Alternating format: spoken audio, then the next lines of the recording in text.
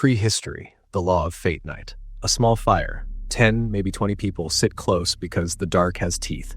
The sky is a ceiling of cold stars, and nobody knows why they move or why the wind sometimes screams. The world feels crowded with hidden minds, spirits in trees, in rivers, in animals that watch back.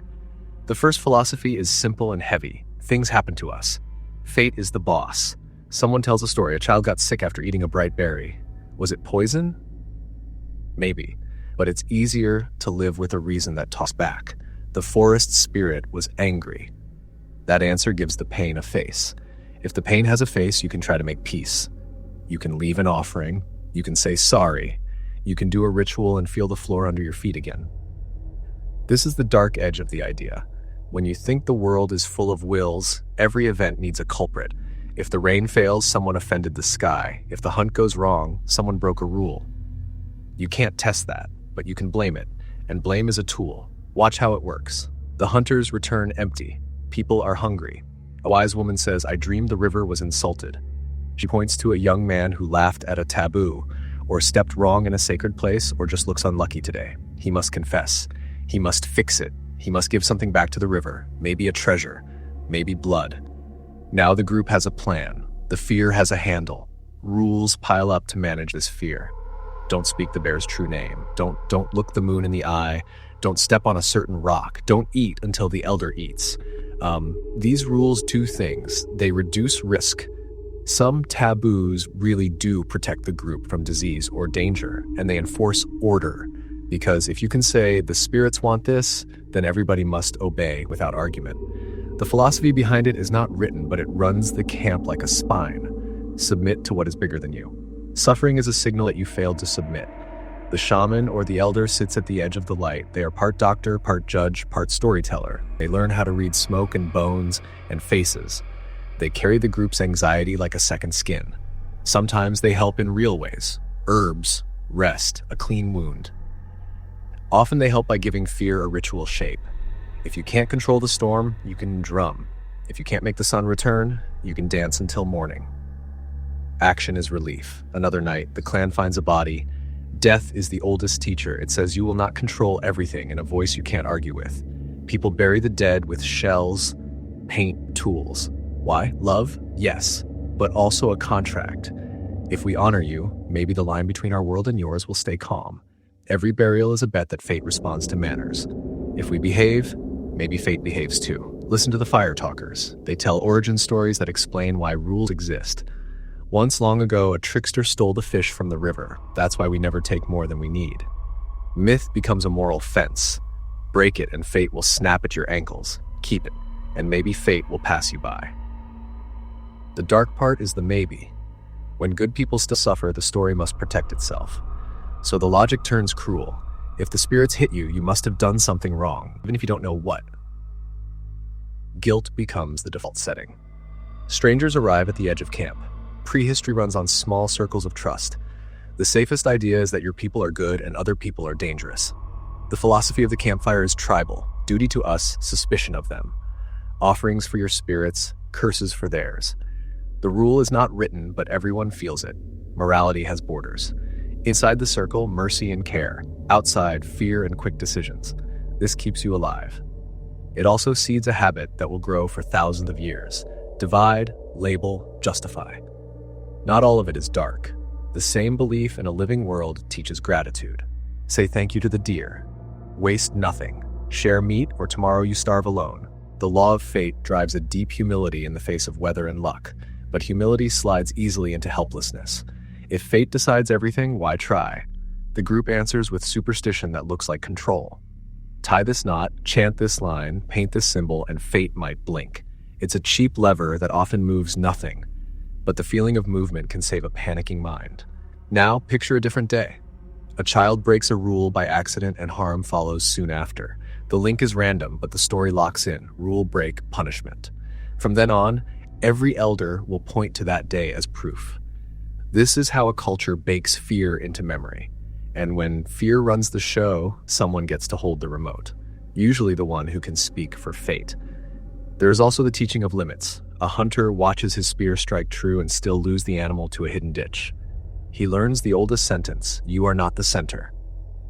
In a way, that truth is medicine against pride. But it can also become a chain. If nothing is up to you, then everything is up to the elder, the omen, the dream. The group may starve not because the land failed, but because the story refused to change. Notice what children learn first, ritual before reason. They feel the group tense when a taboo is near. They see relief after the offering is burned. The brain remembers pairs, tension, ritual, relief. It doesn't notice that time alone could have brought relief. So the ritual sticks. This is how a nervous system copies a philosophy without words. Repeat what calms the adults. At sunrise, the band moves. They follow herds, seasons, and rumors. The world is large, and maps are inside heads. Every river is a personality. Every cliff keeps a grudge. Fate is everywhere, which means responsibility is foggy. And when responsibility is foggy, power can hide inside it. If the shaman says the sun wants your bracelet, how do you say no? How do you test the claim? You don't. You can't. So you give, and the group claps, and fear softens for the night. Still, there are cracks where light gets in. Someone notices that a certain plant always helps a certain pain. Someone else learns the sky's patterns and predicts a season. Tiny pockets of cause and effect sneak into a world ruled by fate with a capital F. Curiosity is born beside caution. That pair will argue forever. Before we leave the fire, listen one more time. The elder speaks of a golden past when animals talked and people listened. Then he tells why the world is hard now. We forgot, we angered, we fell. The cure is obedience. Mark that sentence, it will come back wearing many costumes. When people are scared, the quickest comfort is a rule that sounds old. What does this era leave us? 3 deep habits. 1, personalizing fate. We attach minds to storms and luck, and then try to bargain with them. 2, moralizing misfortune. Bad things mean bad behavior. So find the sinner. 3, ritual as control. When knowledge is thin, pattern plus performance feels like power. These habits help small groups survive in a loud, wild world. They also build a dark foundation, a ready-made reason to accept pain and punish doubt. If the spirits want it, who are you to resist? If the ritual says so, who are you to ask why? That is the seed that later empires will water. The fire burns lower. Someone glances at the first light. A new idea is walking toward the camp, carried in baskets of seed. Soon, people will stop moving with the herds and start bending the land to their will. That shift will change how we see fate, guilt, and power. The rules will multiply, the offerings will get taller, and the dark philosophy will learn a new word that sounds like hope, but often means debt. We call it civilization. Neolithic Revolution. Grain, gods, and guilt. Morning mist over a field that didn't exist a few generations ago. The people who once walked with herds now walk rows. Seeds sleep in lines like soldiers. Someone invented waiting. At first it feels like magic. You put life in the ground and the ground gives it back multiplied. Bread tastes like a trick you can repeat. Babies survive more often. The village swells. We did this, people say, touching the stalks like proof. But the gift is a leash. Hunting and gathering move you to food. Farming ties you to dirt. The field can't follow you. It needs fences. It needs watchers. It needs someone to scare birds at noon and someone to beg the sky at dusk. The philosophy shifts from fate to duty. You don't just live under the heavens. You now owe the land and the skies. If the harvest fails, it is not bad luck. It is unpaid debt. Surplus arrives, and with it, a new kind of argument. Where do we keep the extra? A pit is dug. Another. Then a raised house with thick walls, the first granary. Grain can sit for years if darkness and dry air are kept. Sitting wealth creates new jobs, the measurer, the keeper of keys, the counter with a memory. Pebbles become tokens, tokens become marks on clay. A tally is born. Behind every early number is a mouth to feed and a hand to control. The dark turn is quiet. Food that used to be shared now has a door. Someone holds that door. Maybe a priest of the rain god, maybe a chief whose cousin is brave, maybe an elder with a ledger. Whatever their name, they now speak for the storehouse, and soon enough, for heaven. The gods gave us grain, they say, so the gods must be paid first. A portion of every harvest becomes ritual. If the season is kind, the ritual gets credit. If the season is cruel, the ritual gets bigger. Calendars spread like nets. A notch for the new moon, a stone for the solstice. Time, once a feeling, becomes a schedule. Sow then, reap then, pay then. Obligation gets a clock. When the river rises wrong, fear has a path. The priest reads the entrails and finds an answer. Someone failed. Somewhere in the crowded village is a rule breaker whose confession will save the year. Guilt replaces randomness because guilt can be managed. You can't argue with weather, you can punish a neighbor. Fences change more than fields, they change people. Inside now means safety, and outside means threat or need. A wall appears, not high at first, just enough to say us. The wall is a promise and a dare. It says we have something to protect, come try. So weapons improve. The same hands that measure barley also stack stones and learn the geometry of hurt. Property invents war, and war cements property. The home changes too. Storage rooms bind families to plans that run longer than moods. Roles harden. Tasks get sorted by age and body. In many places, women who once ranged far now grind grain for hours, steady as a river, while men pull plows, first themselves, later behind animals who were tricked into the same bargain. Animals are domesticated, so are we. Wheat trains people as surely as people train wheat. Up at dawn, hoe, weed, water, pray, repeat. Ritual becomes routine, wearing work clothes. There are good things. Bread and beer bind neighbors. Song keeps time with the sickle. Grandparents tell stories, no longer on the move. But stability has a bouncer at the door. The bouncer's name is hierarchy. Who sits near the granary sits near the sacred. Who sits near the sacred speaks for the sky. Who speaks for the sky tells you what your guilt costs this year. Debt enters the language like rain through a roof. Seeds are borrowed, tools are pledged. A hard season doubles the interest, not because math says so, but because fear does. Debt is theology's quieter twin. The gods lent you breath, repay with offerings. The temple lent you barley, repay with labor. Miss a payment, and your field goes to someone who didn't miss, or your daughter marries where she wouldn't, or your body joins a work gang to dig canals you'll never own. The village learns a new prayer. Let my balance be zero. To protect the balance, rules multiply. Taboos become bylaws. Don't steal grows teeth. Don't move boundary stones. Becomes a curse you can carry in your pocket. The earliest laws are about grain, water, and wives, resources that keep the story going. Morality narrows to management. A good person is the one who sows on time, pays on time, obeys on time. Virtue becomes punctuality. Some thinkers sit with their tools and get suspicious. What if the gods don't need barley? What if the sky is a clock, not a mouth? But such questions are expensive. Every doubt threatens a system that keeps bellies steady and elders important. Doubt is allowed in whispers, then folded into myth as a trickster who is punished by the third act. Sacrifice is the loudest answer to fear. Grain for gods, yes. Beer, yes. Animals, yes. Sometimes, at the edge, people. The logic is metal. If the harvest feeds us, feed the harvest. The ethic of offering climbs a ladder from first fruits to favorite things. Parents bring what hurts to bring because pain feels like proof. It doesn't change the weather. It changes the weather in the chest. And when the chest calms, the field looks hopeful again. Architecture learns to preach. Temples climb over huts the way mountains loom over fields. Steps make legs burn. Burning convinces minds. Art paints the bargain on walls. A god with a measuring rod, a king weighing hearts, a line of workers bringing baskets. The message is clear in stone. Order is divine. Obedience is holy. Work is worship. At night, the stories update. The old hunter tales shrink. New heroes are founders, not wanderers. Men who told water where to go, who stamped the first brick, who taught grain to behave. Their enemies are chaos, flood, and the stubborn neighbor who won't join the irrigation plan. The lesson: freedom is a flood. Control is the dam that saves you. This is the age when shame learns to wear a watch. You can be late morally. You can be out of season ethically. The village trains eyes to count what you owe and when you owe it. You carry the village inside like a tax inspector. And when you stumble, there is always someone ready with a reason that sounds like mercy and acts like leverage. We will help you now. Sign here. What gets lost? Wandering wisdom, for one, the kind that says, move until you find enough. It is replaced by endurance wisdom. Stay and suffer to make next year possible. The body gets used to dull pain. The mind swaps curiosity for caution. Children learn not to ask why, but when. When do we plant? When do we pay? When do we bow? Yet even here, the future peeks in.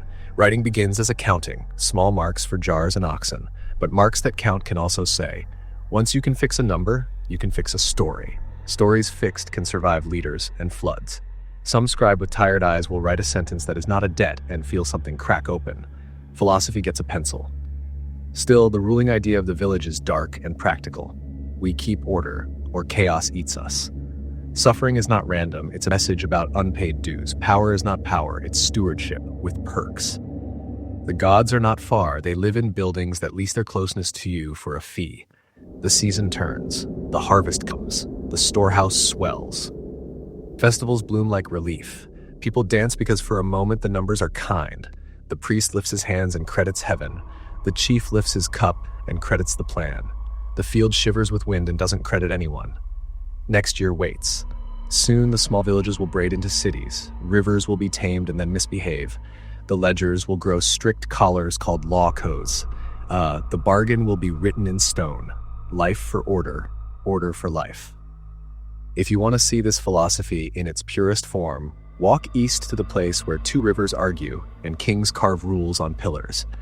The god holds a rod, the king holds a ring, the people hold their breath. We call it Mesopotamia. Mesopotamia, order versus flood. Two rivers argue with the land. In the spring, they bring black mud and life.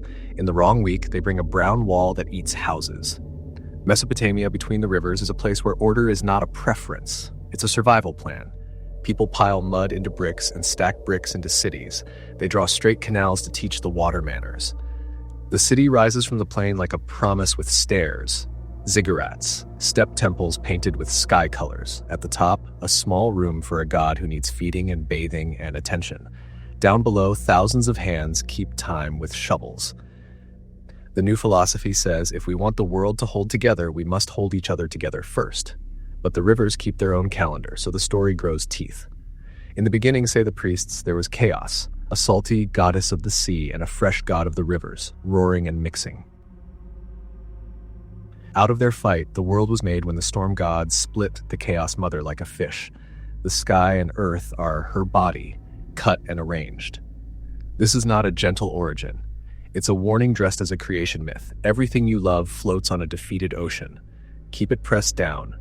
Kings take that warning and turn it into a job title. They call themselves shepherds of people, builders of walls, lovers of the gods. On festival days, they marry the goddess in a ritual bed so the land will be fertile. On work days, they count grain and men. The dark logic is open. I hold chaos back, so I hold you. The bargain sounds like love and feels like a leash. The law arrives chiseled into stone. A king stands before a sun god who holds a measuring rod, straightness made holy. The code promises justice, an eye for an eye. It also promises hierarchy, an eye for an eye, if both eyes belong to men of the same rank. If a noble puts out a commoner's eye, he pays silver. If a commoner hits a noble, it's not silver, it's a beating. Law is a fence, but the gate opens wider for some. Debt shapes private life like canals shape fields. Drought, borrow barley. Flood, borrow more. Interest grows in the dark like mold. A bad harvest can force you to sell your ox, then your field, then for a season you hope your child. Bonded labor is legal, careful, ordinary. Every few decades, a king blows a trumpet and declares a debt amnesty, a clean slate, a royal spring cleaning. Why? Mercy, maybe, but also strategy. Too many enslaved farmers means empty fields. The machine must keep moving. The gods here are powerful and touchy. They eat smoke and listen to liver. Priests pull slick organs from sacrificial sheep and read them like a book. A bump means good omen. A hollow means bad. The sky is a bulletin board. Eclipses are memos. If Mars sits in the wrong corner of the night, the king sleeps behind extra walls. Astrology begins as weather and politics forecasting. If the moon is bitten, the kingdom might be too. To fool fate, a substitute king takes the throne during the bad omen and is quietly killed after the danger passes. The real king returns, saved by paperwork on the stars. Households are small states. The law imagines disasters in advance and nails down punishments. If a builder's house collapses and kills the owner's son, the builder's son is killed. Collective punishment is order's ugly twin. Someone must pay, even if it isn't the right someone. Wives are protected and owned. A woman caught in adultery can be drowned with her lover unless her husband pardons her. A husband found straying pays a fine. Veils become laws, who may cover, who may not. The body is a document, clothing signs it. Work is a liturgy. Canal maintenance is holy. Brickmaking is holy. The temple owns fields and breweries and workshops. Offerings roll uphill, jars of beer, plates of dates, lambs on hooks. The god eats, and the temple staff really do. Religion is payroll with songs. You might grind flour all week and then sing about the storm god at night. It helps to sing. It keeps your hands from asking why they never stop. The flood is an ever-present memory. There is a story of a man warned by a god to build a boat. He loads animals and seeds. The river swallows the cities. The boat lands on a mountain. He lets out birds to test the world. Survival smells like wet wood and fear. When he steps onto the new earth, the gods, embarrassed by the noise of humans, decide to keep people small from now on. Lifespans shrink, the gods sleep. People accept short lives as part of the peace treaty. The writing on clay is mostly numbers, rations for workers, deliveries of reeds, tallies of sheep. But it makes another thing possible, memory that outlives breath. A scribe with ink-stained fingers copies a myth for a temple library. Another copies a lawsuit about a stolen plow. Laws are not just spoken and forgotten, they are stone. The dark side of memory is inflexibility. If a rule is carved, a ruler can point, "See, it's not me, it's the law," even if he wrote it. Foreigners arrive along the canals with donkeys and hopes. The city smiles and stores their names on clay. In good years, they are welcomed hands. In lean years, they are trouble that needs a wall. The philosophy of the street matches the wall's shadow. Order is for us, chaos is them. Merchants bring tin and lapis. They take back stories of a god who rides storms and a city that thinks straightness is holy. The stories travel faster than the donkeys. Punishments are public and neat. Hands that steal are removed. Fingers know the rules. The performance matters as much as the pain. A city that scares small crimes hopes to prevent big ones. It works often enough to feel true. It also teaches the body to accept spectacle as morality. A crowd watches, nods, and files the feeling under justice. The brain likes neat endings. Life rarely offers them. Law supplies them on demand. There is tenderness, too. Letters to the underworld ask dead lovers to intercede with shadow gods. Parents bury small figurines with their children. People brew beer with dates and share cups that fizz softly in the heat. In the corners of laws and omens, there are neighbors who lend rope, midwives who know herbs, jokes scrawled in margins. Humanity sprouts between bricks, but the era's core belief does not loosen. Without strict order, water wins. You see it in the city's shape.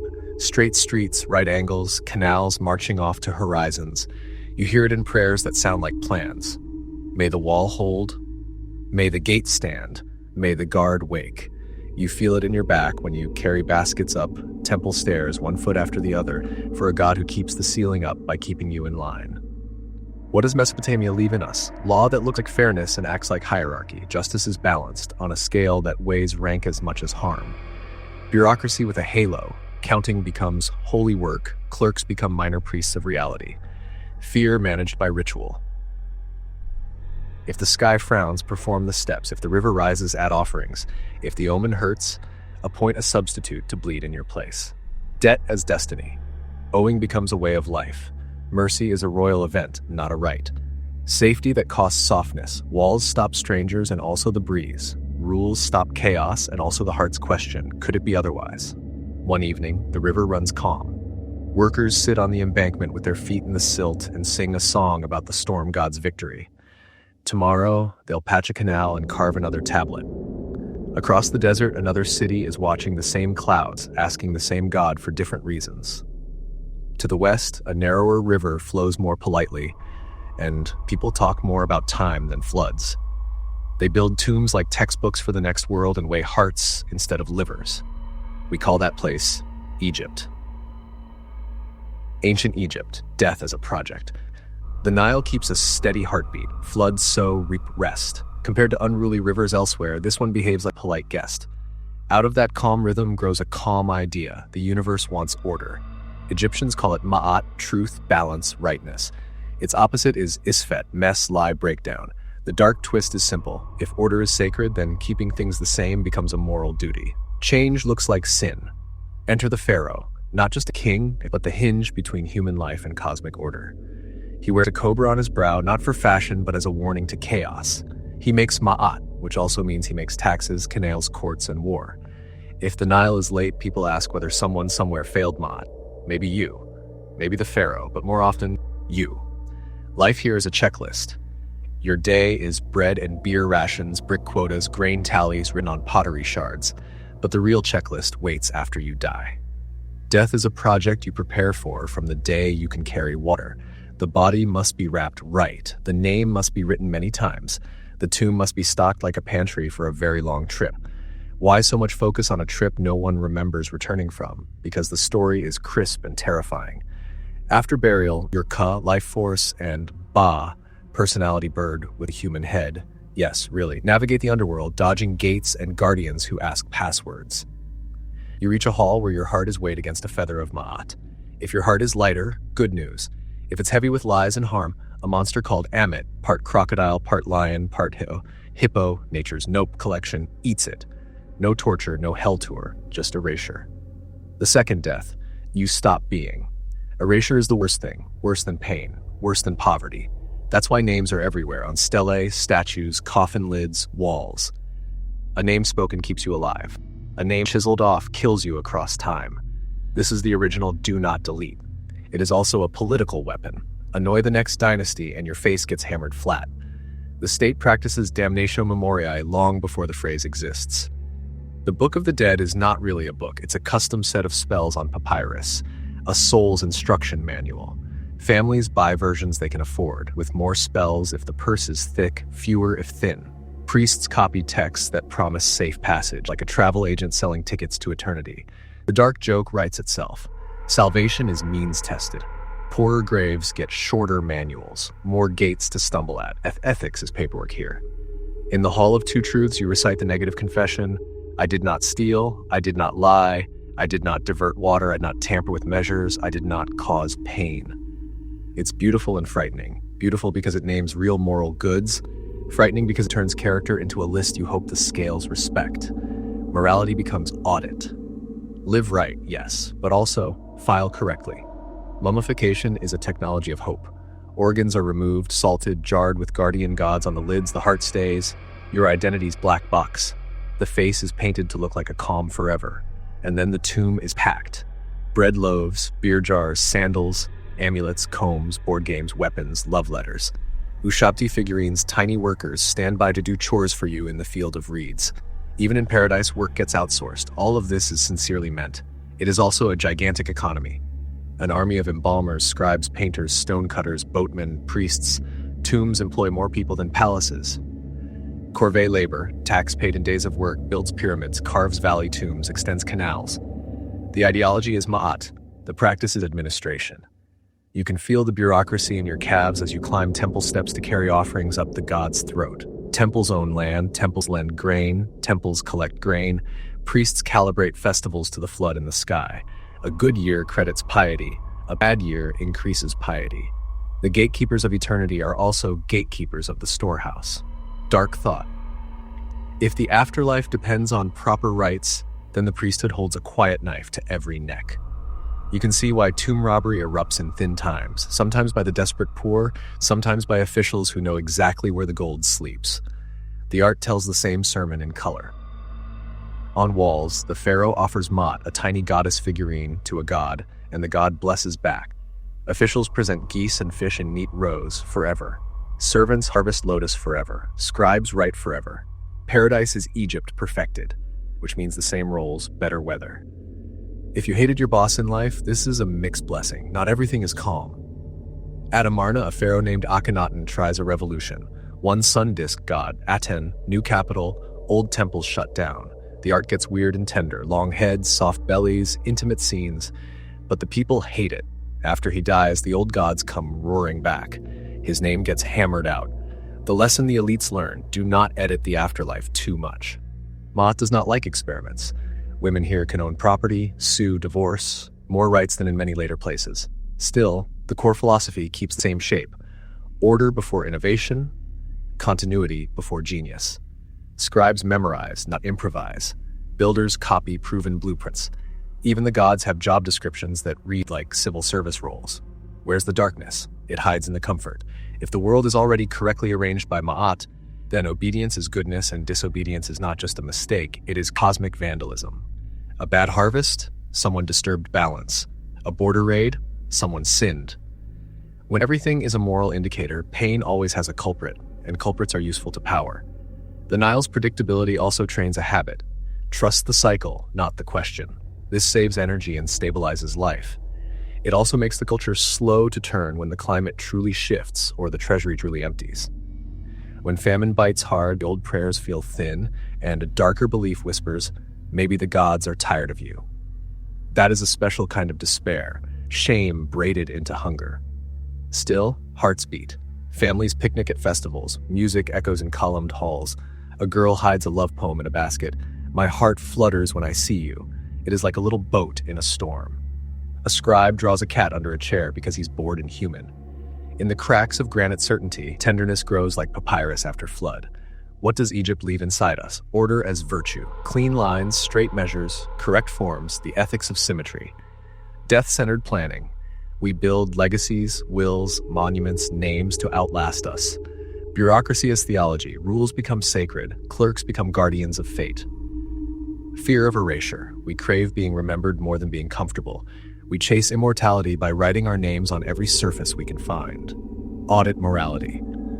Goodness gets tallied by gods, by courts, by reputations. Even now, the dream of the weighed heart haunts us. We imagine an invisible scale checking our days. We list our I did nots and hope they're enough. We fear the second death. Not being hated, just being forgotten. The sun sets red along the river. A barge carries a coffin painted with stars. Priests chant, neighbors cry, officials stamp clay. The project continues. One more body sorted for a long night with instructions. Across the sea, rocky coasts and busy harbors are waking to a new fixation. Not tombs, but arguments. A chorus will sing warnings. A stage will blame pride. Thinkers will try to measure truth without God's listening in. They will call it Greece. Ancient India, the wheel you can't step off. A river curls through fields where prayers are smoke and butter. On the bank, a priest ties his hair, lights a small fire, and feeds it ghee. Words older than the village float into the dawn. The promise is steady. If you do the ritual right, the world stays stitched. Cows give milk, rains remember the path, children survive. This is the Vedic world, sacrifice as maintenance, priests as plumbers of the cosmos. Then a quieter revolution. People step away from fires and look inward. They sit under trees and ask questions the flames can't answer. The Upanishads whisper that the smallest self, Atman, and the largest reality, Brahman, are not two. The goal is moksha, release from the cycle, a homecoming to what is beyond coming and going. The world is still sacred. The focus moves from smoke to breath. Between those poles, ritual and realization, lives a powerful pair of ideas, karma and samsara. Karma is moral cause and effect beyond one life. Samsara is the turning wheel of births. You are not a single story, you are a long novel. Actions echo. The good side is responsibility without spectators. Even if no one sees, it counts. The dark side is quick and cruel. If you are suffering now, maybe you deserved it then. Karma becomes a theodicy that can explain any pain as just, especially someone else's pain. Society builds itself around dharma, right order, duty, the way a thing should be. There isn't one dharma, there are many. For a king, protect. For a farmer, sow. For a student, learn. For a wife, household. For a renouncer, leave. Varna, ideals of class, priests, warriors, merchants, workers, and thousands of jati, birth groups, crafts, communities, map what. At best, dharma is orchestra, many parts, one song. At worst, it is a cage you're taught to love. If the cosmic order put you low, be low well. If it put you high, rule kindly and keep your seat. Texts give this teeth. A book of rules, the Manusmriti, lays out hierarchies with confidence. Who may study, who may eat with whom, who must defer. Women are guarded from cradle to pyre, protected, which often means controlled. Purity and pollution dance through daily life. Who can touch whose food, who can draw from which well. The logic is tidy. Keep the world clean by keeping people separate. The harm is also tidy. Separation becomes nature. Then a prince sits under a fig tree and refuses to move until pain explains itself. Buddha rises with a diagnosis. Life hurts, dukkha, because we cling. Clinging comes from craving and confusion. Let go and the knot loosens. He offers a path of right view, speech, livelihood, meditation. No ritual needed. No caste letter at the door. The dark reading is easy to misuse. If suffering is about craving, the poor should be more detached. Buddha did not mean that.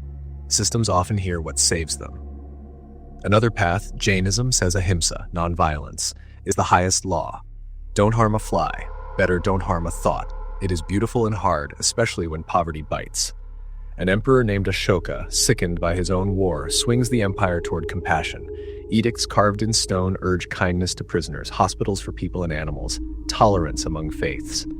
It is real reform, and it is paternal, the state as moral parent, carving sermons on rock. The lesson lasts, power loves to preach. Back in the house, two lives are advertised as one, the householder and the renouncer. As a young man, and in some cases a woman, you marry, work, raise children, make offerings, host guests. Later, if you can, you leave. Forest, hut, silence. The world approves of both roles, but rarely at once. The dark corner. The people who can afford renunciation usually had someone else cooking when they were householders. Spiritual freedom rides on other people's labor. A battlefield becomes a classroom. In the Bhagavad Gita, a warrior, Arjuna, drops his bow at the sight of cousins he must fight.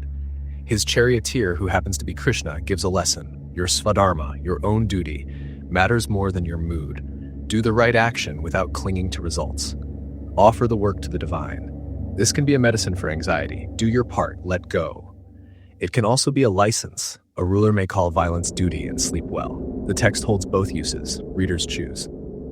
Daily life turns philosophy into muscle memory. A morning chant, a red thread tied at a wedding, a fast on a day sacred to a particular god because your grandmother said so and because it makes you feel connected. Bhakti, devotion booms. Choose a god you love. Krishna, Shiva, Devi, sing, feed, carry, dance. Love cuts across caste lines more often than law ever did. In some temples, hierarchy melts in music. In others, it gets new costumes.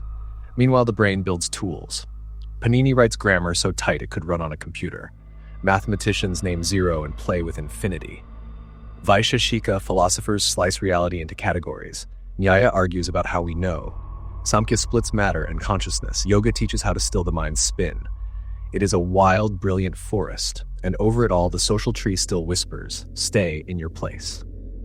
What's dark here isn't the search for truth, it's how neatly cosmic order maps onto social order. Caste turns from a messy local web into a rulebook with punishments. Karma turns from personal growth into blame. Why help him? His suffering is his past. Dharma turns from many right paths into this is your lane, don't look over the rail. Even ahimsa can become a way to police the poor. Don't fish, says the man who owns grain, and yet the light is real. A village feeds a traveler because guest is God. A king steps down from a chariot to listen to a woman with good arguments. A poet saint in a low-caste body sings of a god who loves without checking birth. A widow learns to read in secret and teaches her daughter.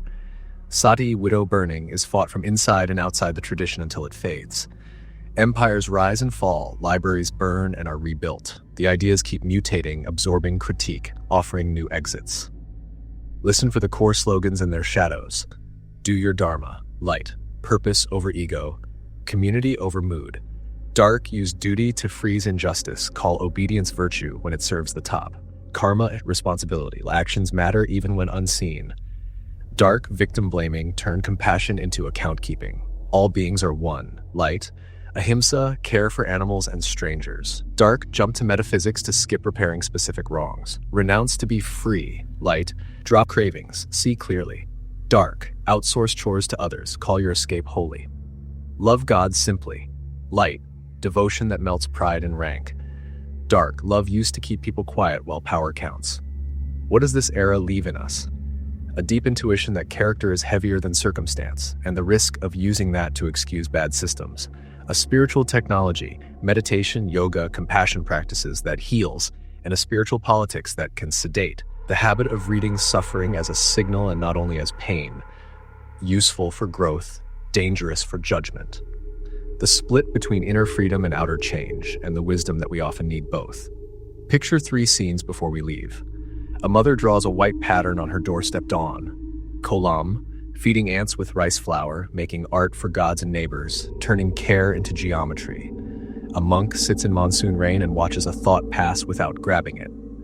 A leatherworker fixes a drum skin and hums a song to a god who, in the story he loves, dances on a demon called ignorance. Each is true to someone. Each can be used by someone else. The river keeps curling. Empires will come with different flags and say different words for order. The ideas born here will travel, east to temples, west to studios where people bend and breathe on mats. Some will be medicine, some will be marketing. The wheel will keep turning. The question, as always, is not whether the wheel turns, but who gets crushed when it does. Ancient China, harmony or the hammer. A bell rings in a walled city. Merchants slide doors open, scribes unroll bamboo slips, a son bows to his father before rice. The word on everyone's tongue is harmony, not the soft kind, music and poetry, but the hard kind, a society that fits together like parts in a well-made cart. The question is how to keep it rolling when people are people. 3 answers grow under the same sky. First, Confucius. He doesn't rule, he teaches. That order starts inside the person and grows outward. Begin with filial piety. Honor parents, then elders, then rulers. Practice Ren humaneness, and Li, ritual. Ritual isn't just ceremony, it's the choreography of daily respect. Bow right, speak right, pay debts of gratitude, don't shame those above you, care for those below you. The home is a small state, the state is a large home. If the ruler is virtuous, the people will follow like grass bending under wind. It's beautiful. It's also a leash. If your virtue can't move the ruler, your duty can still move you. Second, legalism. Confucius says be good. Han Fei says be realistic. People follow incentives, so make the incentives clear and the punishments heavy. Write laws, nail them to the wall, and enforce them without blinking. Make ranks, register households, group neighbors so each is responsible for the others. Reward the diligent, break the crooked. Standardize weights, roads, axles, speech. If fear keeps the cart straight, then fear is kindness. It works fast, like a strong medicine that also burns. Third, Taoism. While the first 2 argue about duties and decrees, Laozi whispers, stop gripping. The Tao, the way, flows like water. Forcing makes knots. Wu Wei, non-coercive action, means you act by aligning, not by pushing. The best ruler is felt, not seen. The best life feels like a good pair of shoes, support without blisters. Zhuangzi tells jokes about a butcher whose knife never dulls because he follows the spaces in the meat, and about a crooked, useless tree that lives long because no one thinks to cut it. Wisdom by sidestep. History gives all 3 a turn at the wheel. During the warring states, princes swallow princes. Out of the chaos, the state of Qin listens to legalists, sharpens laws, and unifies China by sword. The first emperor orders standardization of script, coins, axles, and walls to stitch the frontier. He also orders book burnings and the burying of scholars who won't shut up. Harmony, legalist style, arrives like a storm. Roads, canals, and fear. People whisper that the empire is strong and short. The Han dynasty keeps the legalist machinery but puts a Confucian robe over it. Exams in schools rise, officials memorize classics, ritual returns to the palace.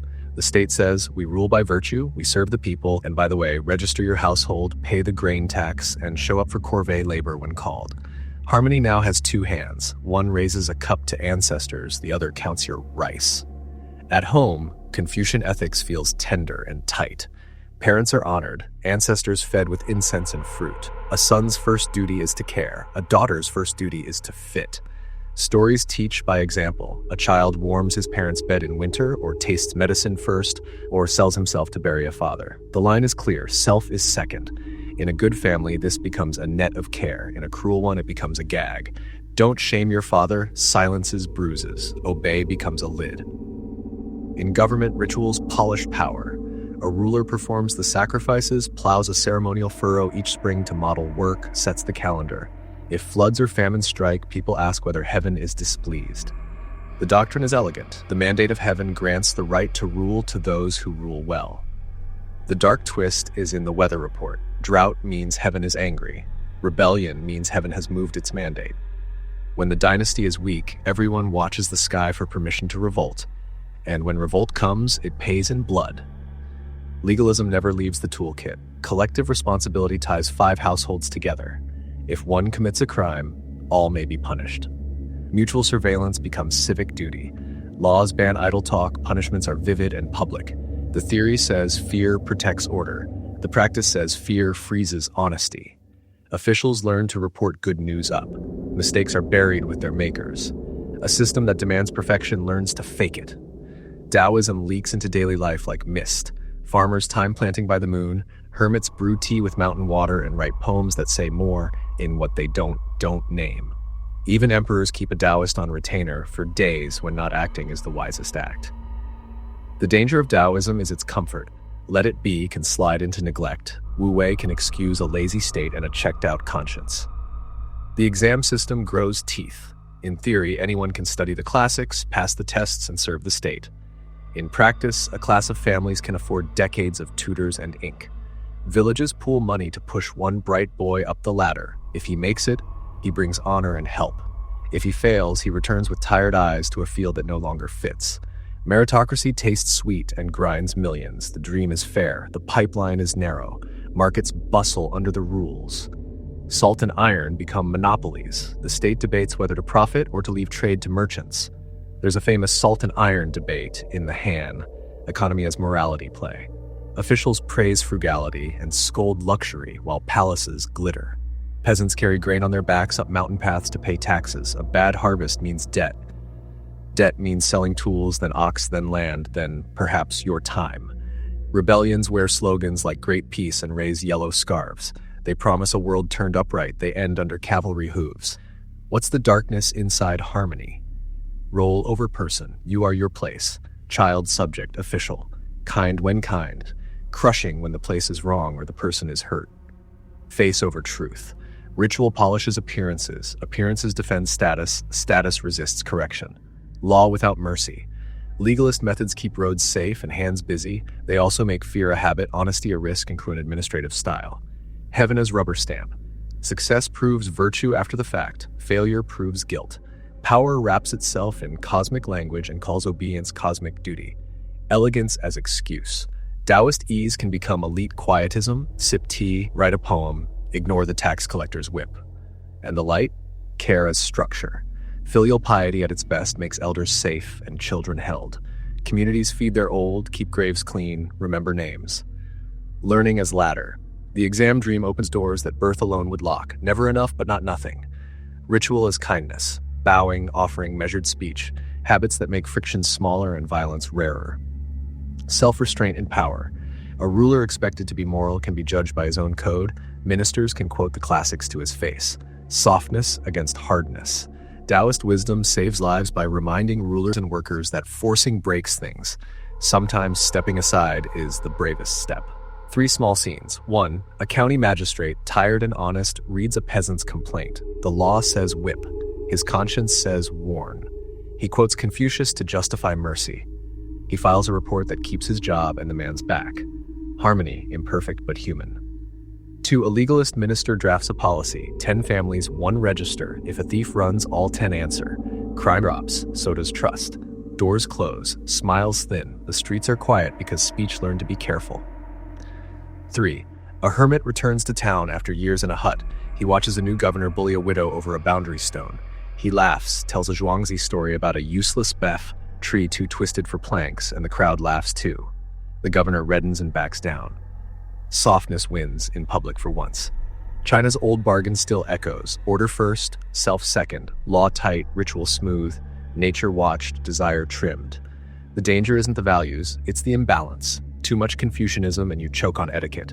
Too much legalism and you live in a file. Too much Taoism and the roof leaks. Dynasties will rise and claim the mandate, fall and blame heaven, rebuild the test, reprint the rights, rediscover the Tao. The common thread is a dream that a well-ruled family can sell to a country. Sometimes it works like a good toolbox. Sometimes it feels like a beautiful cage. The bell rings again. Shops close. A son bows to his father at dusk. In another house, a daughter pours tea. In an office, an official copies a line from the classics. To govern is to rectify names. He believes it. Outside, a farmer looks at the sky and decides whether to trust it. Harmony holds for another night, until a flood or a tax or a rumor about heaven tips the balance and the old cycle starts again. Classical Greece, tragic wisdom night in Athens. A crowd squeezes into the stone seats of a hillside theater. Torches hiss. On the stage, masked actors step into a story everybody sort of knows but still wants to hear again. A chorus shuffles forward, singing in a steady beat. Remember your limits. That is Greece in one line. Make something beautiful, then ask what the price will be. The Greeks love reasons. They ask, what is the world made of? And answer with stone-cold guesses. Water, air, numbers, atoms. They map triangles and name planets. They invent proofs, little ladders made of logic. They also love arguments. In the market, you can pay a teacher, a sophist, to sharpen your tongue until you can win any debate. This is the bright side and the dark side in one breath. Reason as truth and reason as weapon. Over the city gates and in the song sits an older power, fate. Even the gods have to respect it. The words for the cycle are simple and sharp. Hubris, pride beyond measure. 8. Blinding folly, nemesis, the payback. Do something too big, and the world will break you back down. The theater is where this law gets acted out, so citizens can feel it in their bones. Take Oedipus. He is smart, brave, and determined to save his people from a plague. He hunts the cause like a detective. He finds it. It's him. He didn't mean to kill his father or marry his mother. He was trying to outrun a prophecy. Still, he did it. He blinds himself and leaves the city he tried to protect. The point is not, don't be clever. The point is, truth cuts both ways. You can solve the riddle and still lose your life. Or Agamemnon. A king wants winds for war. The gods are silent. He kills his daughter to get the ships moving. He wins the war and comes home to a wife whose grief has turned to iron. She kills him in the bath. Their son will later kill her. Justice circles like a hawk that can't land. The chorus says we learn by suffering. It's not a threat. It's a weather report. Or Antigone. 2 brothers die fighting on opposite sides. The ruler Creon says one gets a proper burial, the other stays unburied as a traitor. Antigone breaks the order to honor her dead. She says the laws of the gods and of love are older than the laws of the city. Creon doubles down. No one defies me. He loses his son, his wife, and anything you could call a victory. Lesson: power without pity empties itself. Greeks build democracy, then show you how it can fail. In the assembly, citizens vote by shout and raise of hand. There are no microphones, just voices trained by teachers of speech. A good line can move a war. The same crowd that cheered freedom also voted to kill a whole island. Look up the Melian dialogue. The strong do what they can, the weak suffer what they must. The same city that crowned its thinkers made Socrates drink hemlock for asking too many questions. The dark philosophy here is not democracy is bad, it's democracy needs character, and character is slower than a vote. They write rules on temples. Know thyself, nothing in excess. These aren't cute sayings, they are guardrails. Arete, or excellence, matters. Beat your best time. Carve the cleanest statue. Play the sharpest lyre. But excellence swells into ego fast. The Olympics are proof. Honor culture loves a winner and forgets how many people were used up making him. The Greeks invent balance to keep their own fire from burning them. Truth and talk split into camps. Philosophers chase what is real, whether it sells or not. Sophists sell what wins, whether it's real or not. The city needs both, clarity and persuasion. The shadow is obvious. Once people learn that audiences can be moved like crowds at a play, truth starts to matter less than technique. Fast forward 2,000 years, you can feel this on every screen. Freedom here is large and small at once. Citizens, adult, male with property, speak, vote, and serve on juries. But most people are not citizens. Women, foreigners, slaves. A household is a small state. The man rules, women manage inside, slaves do the work that keeps freedom free. Greek ethics draws a bright circle, then defends the circle, not the people outside it. It's a lesson. A society can sing about reason and still rely on chains. Plague hits the city during a long, brutal war. The same brain that writes lines for the gods also writes lists of the dead. People stop burying properly. They burn bodies fast. Thucydides writes that law and shame loosened. When fear eats the calendar, today becomes the only god. This is tragic wisdom pressed into a street. Under pressure, values melt unless they have roots deeper than comfort. But listen, there is a kind of hope in the dark. Greece keeps saying, look at the pattern. We aren't special. We are humans who choose and miss. What saves us is not purity, it's attention. The chorus warns, the hero ignores, pain teaches. The next person maybe listens a little sooner. The theater is group therapy for a city that fights and votes and brags and sometimes thinks too late.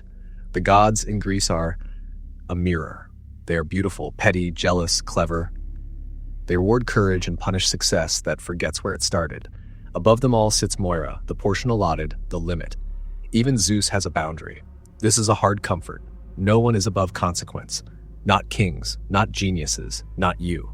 In the school, students argue, is goodness pleasure? Is it habits? Is it knowledge? Socrates says, if you really know the good, you do it. The dark reply stands on every corner. People know and don't. Reason helps, but it rides on desire. The next eras will try to fix that with stricter rules, bigger gods, and thicker books. Greek art shows the ideal body and the moment before the fall. A discus thrower at perfect angle, a warrior calm as he lifts his shield, balance frozen 1 second before the world moves again. Tragedy fills in what happens after the museum closes. The throw misses, the warrior kills a friend, the people cheer the wrong leader, the gods shrug. What does Greece leave inside us? Humility as intelligence. Know thyself means know your blind spots, not your zodiac sign. Moderation as survival. Nothing in excess isn't boring, it's how to keep brilliance from becoming a bomb. Suffering as teacher. Not a wish, a fact. We notice truth better when it stings. The danger is making pain a goal. Politics as character test. Good systems rot without good people. Bad speakers win when good listeners nap. Truth versus technique. If you reward winning more than honesty, you will get excellent liars. One late afternoon, the chorus sings a final line. Wisdom comes to us in suffering. The crowd files out, talking about supper and lawsuits. The city goes back to building, trading, plotting, praying. The warnings echo for a while, then fade, then return in a new play with new costumes. Across the sea, a different idea is gaining muscle. Duty. Hold the line, obey the law, wear the empire like armor. Reason turns inward to survive power that turns outward. The machine will run and people will become parts. That place is Rome. Hellenistic and Rome, stoic armor, imperial machine. A city falls, Alexander dies young and his empire cracks like dry clay. Out of the rubble, new schools pop up in busy marketplaces. A porch in Athens, the Stoa, a garden gate, Epicurus, a wandering cynic with a dog and an attitude, Diogenes, skeptics shrugging politely. Different medicines for the same wound. The world is chaotic. How do we live without being broken? The Stoics offer iron. You can't control the waves, they say, but you can control your oar. There are two piles in life. What's up to you, your judgments, your choices, and what isn't, your body, your status, the weather, the emperor's mood. Peace comes from putting your effort in the right pile. They call it building an inner citadel, a small, steady fort inside your mind where panic can't sit down. The Epicureans offer quiet.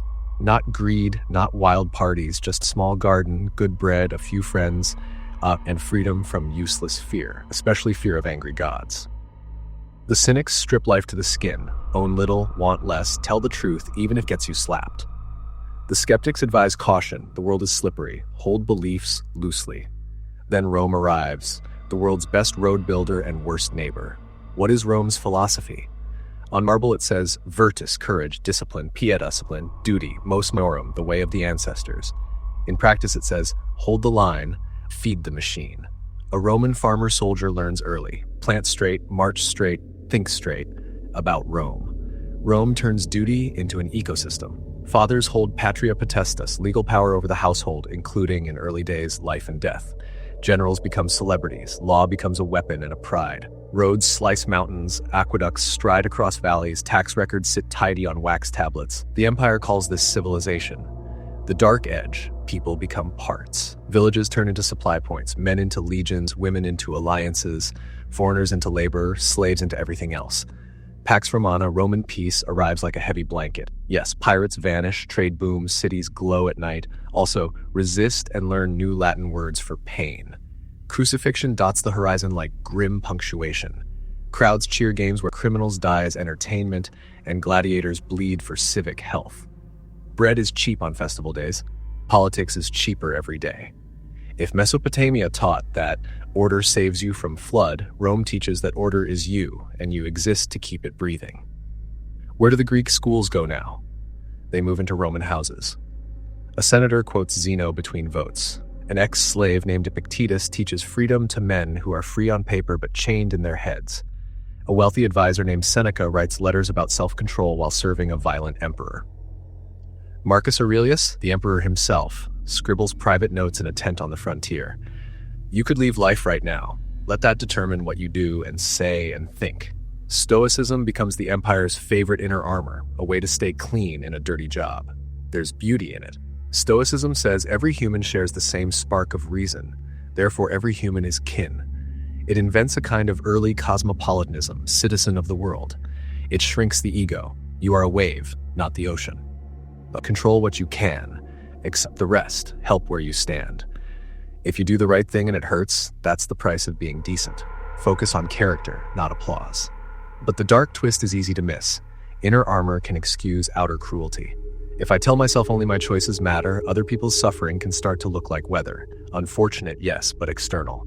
Stoicism misused becomes moral Teflon. I did my duty, their pain is fate. You can be calm while the machine grinds. Meanwhile, the machine perfects itself. Provinces pay, legions stay, governors write reports. Citizenship is a golden fence, rights inside, fewer rights outside.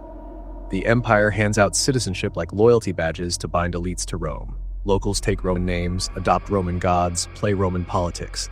Resistance? There's a form for that, and a punishment. Spectacle glues the whole thing together. Triumphs march through the city.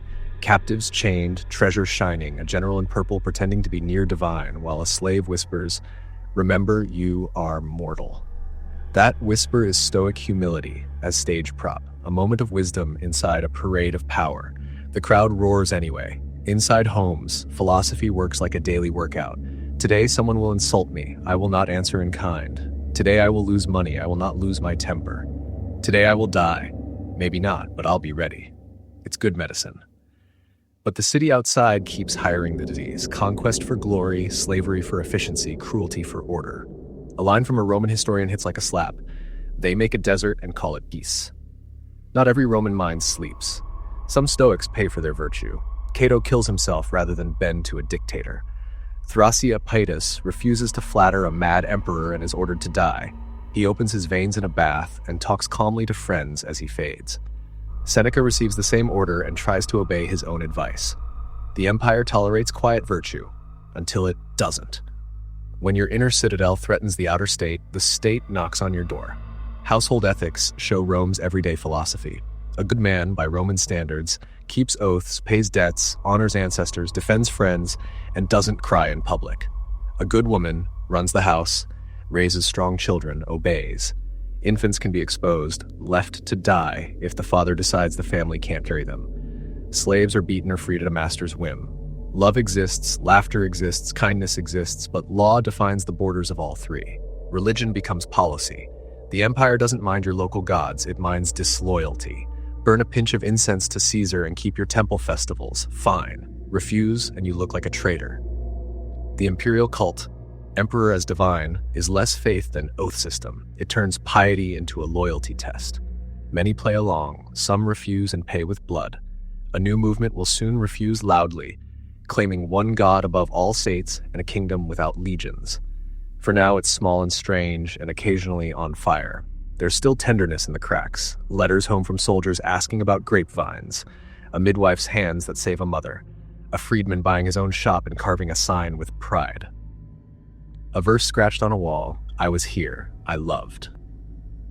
In this Rome is like everywhere, human softness keeps peeking through hard systems. What does this era leave in us? Duty as identity, you are your role, lose the role, lose yourself, unless you built a self inside it. Law as virtue, if it's legal and orderly it must be good, an idea we still swallow too fast. Stoicism as survival kit, control your judgments, expect loss, choose kindness anyway. The shadow, using accept what is to excuse what should change. Spectacle as glue, keep the crowds fed and wowed, they will trade questions for shows. Empire think, efficiency over empathy, parts over persons. We still love systems that work, even when they work by grinding. On a rainy morning, Marcus Aurelius writes, be like the rock on which the waves break. It stands firm, and the raging of the sea falls still around it. He means be steady.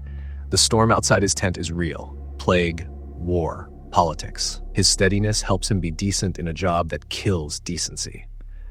But a question lingers in the margins of his notebook.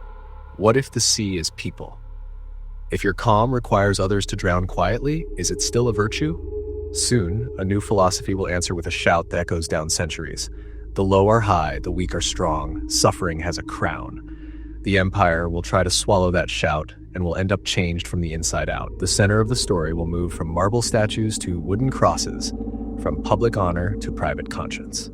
Welcome to late antiquity and early Christianity. Sin, suffering, salvation. Late antiquity and early Christianity. Sin, suffering, salvation. Winter in an old empire. Roads still run straight, but armies are thin, coffers thinner. Plague visits often. Borders breathe like a sick chest. People look for meaning large enough to hold all this shaking. In small houses and borrowed courtyards, a new story spreads. Not about a general or a law, but about a man who healed the sick, blessed the poor, and died on a cross Rome used for criminals. His followers say he rose again. They call him Christ. The headline is sharp. The last will be first. The dark edge is also sharp. To follow him, expect pain. At first, the empire treats these people as a nuisance. Burn a pinch of incense to Caesar, officials say. Many Christians refuse. For them, worship isn't a public utility. It's a loyalty with one seat. Some are jailed, some are fed to beasts, some sing while they die. The crowd watches, half horror, half curiosity, and goes home changed. A new word gains weight: martyr, witness. Suffering becomes a sermon. Pain turns into a proof. Then a plot twist. The Emperor Constantine sees a cross in a dream before battle and wins. Christianity goes from hunted to honored almost overnight. The Edict of Milan legalizes it. Bishops move from backrooms to basilicas. The altar replaces the altar of Caesar. Religion becomes architecture. All this power needs a spine. Beliefs that once fit around a table need rules for cities. So bishops argue and write creeds, tight, rhythmic lines ordinary people can repeat. In Nicaea, they settle who Jesus is in relation to God. Light from light, true God from true God. It's theology and also politics. The empire wants unity. Draw the line around orthodoxy, label the rest heresy. Inside the line, protection. Outside, trouble. The key mood of the age is serious. The world is a test. Your soul is the prize. The body is a tool that can betray you. Pleasure is suspicious. Pride is deadly. The old Roman virtues, honor, fame, victory, look small next to humility and mercy. A general once carried the empire's peace on his sword. Now a monk carries an ideal out to the desert. Why the desert? Because quiet can be loud. Men and women flee cities to live in caves and cells. They fast, pray, braid baskets, and fight their own thoughts. They want to become clear glass for God's light. People begin to visit these desert fathers and mothers for advice.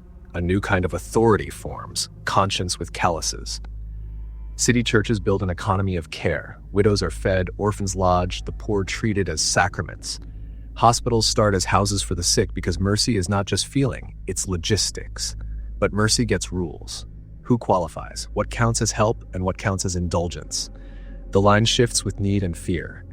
Enter Augustine, a restless mind from North Africa who tries many lives. Student show-off, lover, teacher, spiritual shopper. He reads scripture and breaks open. He writes that we are curved in on ourselves. We say freedom, but usually mean my way.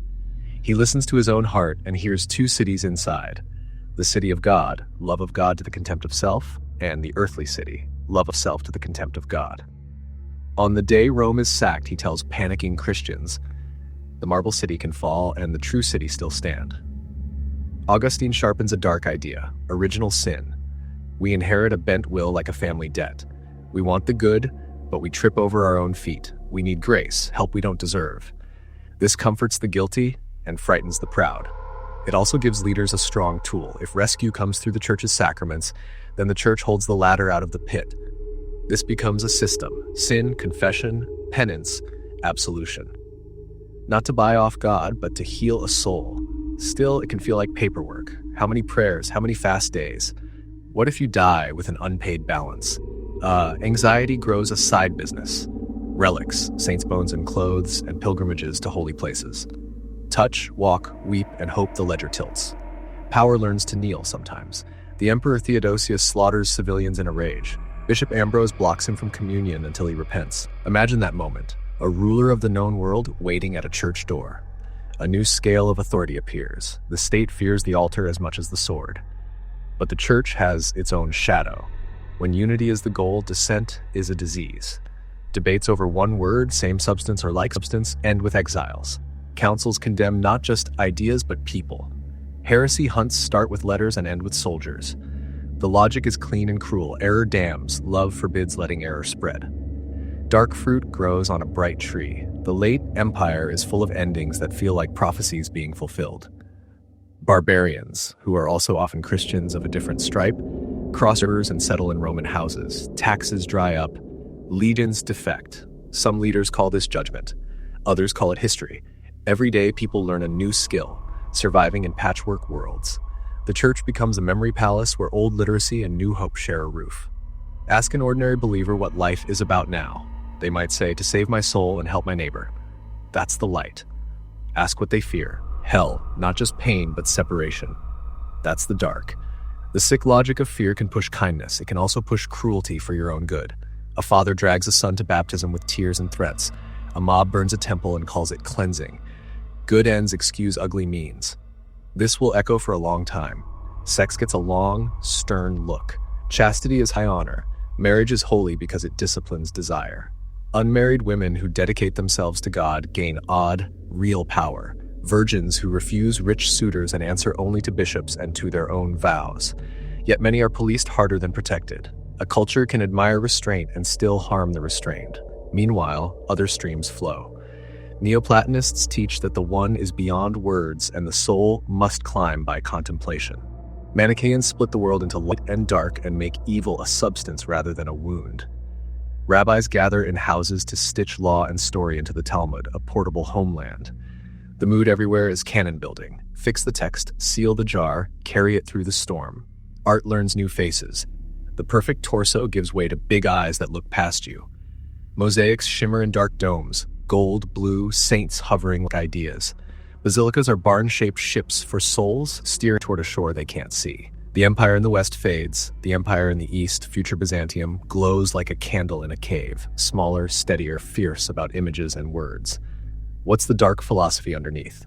Earth as exam. Pain can purify. Sometimes we start loving pain for its own sake. Guilt as glue. Shared failure binds communities. It also makes control easy. Obedience as medicine. Follow the creed, trust the shepherds. The risk? Leaders start to love the leash. Suffering as proof. Martyrdom inspires. It can also tempt us to seek hurt to feel holy. A conscience bigger than the state, a gift and a fuse. When conscience says no, power eventually answers. And yet the light keeps showing. Widows fed, plague victims nursed. Slaves called brothers in some rooms where the law still calls them property. Enemies prayed for by name. The cross, a torture device, becomes a sign of mercy. That is a conversion of symbols as large as any empire. A bishop closes a book at dusk. He has argued all day about a verb in a creed. He will spend the evening arranging blankets for refugees. He is tired in his bones and in his brain. He prays a simple prayer. Help. Outside, a soldier sharpens sword. A child hums a psalm. A family lights a small lamp in front of a saint's tooth. Life goes on between fear of hell and hope for heaven. Soon, a new empire of words will rise where old empires fought. The motto will be different. Seeking knowledge is worship.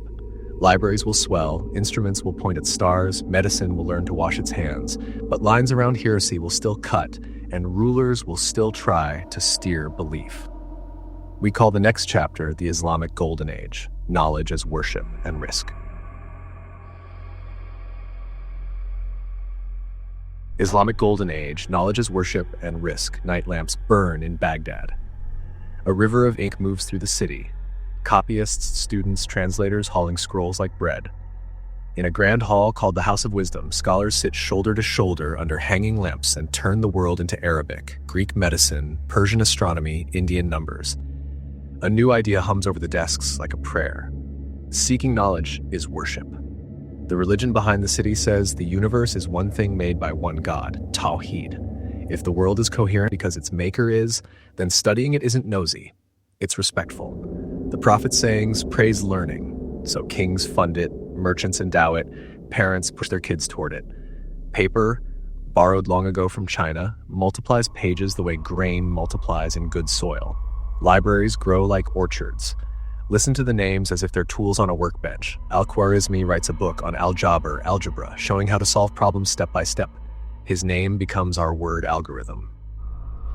Ibn al-Haytham sits in a dark room with a hole in the wall and proves that light enters the eye, not the other way around. He builds a method: question, test, measure, doubt, repeat. Al-Razi runs hospitals and writes on smallpox and measles, choosing observation over authority when they disagree. Ibn Sina, Avicenna, stitches medicine and philosophy into a guidebook doctors use for centuries. Al-Biruni measures the earth with shadows and math and gets frighteningly close. Astronomers map the heavens and correct old tables so sailors don't die where the maps lied. Baghdad is not alone. Cairo hums, Damascus breathes, Nishapur teaches, Cordoba glows in Spain with street lamps and public baths, and a library that claims hundreds of thousands of books. Caravan routes are data routes. Scholars travel with notebooks and chains of teachers' names, the isnad, who said what to whom and when. Trust is built with documented memory. The mood is hopeful and practical. God made a lawful world. Let's learn those laws. Algebra helps inheritances. Geography helps pilgrims. Medicine helps everyone. Endowments, waqf, pay for hospitals, schools, fountains. Piety turned into infrastructure. But there is a shadow under the lamps. When knowledge is worship, heresy becomes treason. The lines of heresy move. One caliph blesses a school, the next condemns it. One decade rewards bold thinkers, the next audits their souls. Debate is a sport and a war. Theologians build kalam, disciplined argument about God, justice, free will. A rationalist school, the Mutazilites, says God is just and reasonable and the Quran was created in time, otherwise you make God a book. A powerful caliph, Al-Mamun, agrees and launches the Mina, an inquisition. Judges and scholars are tested, say the Quran is created. Some comply, some resist and are jailed, beaten, or sidelined. A famous jurist, Ahmad ibn Hanbal, refuses and becomes a folk hero. Years later, the policy flips, now saying created is suspicious. The lesson lands hard. Truth can hang on politics. Philosophers, falasifa, walk close to a fire. They read Plato and Aristotle in translation and try to braid reason and revelation. Al-Farabi imagines the virtuous city.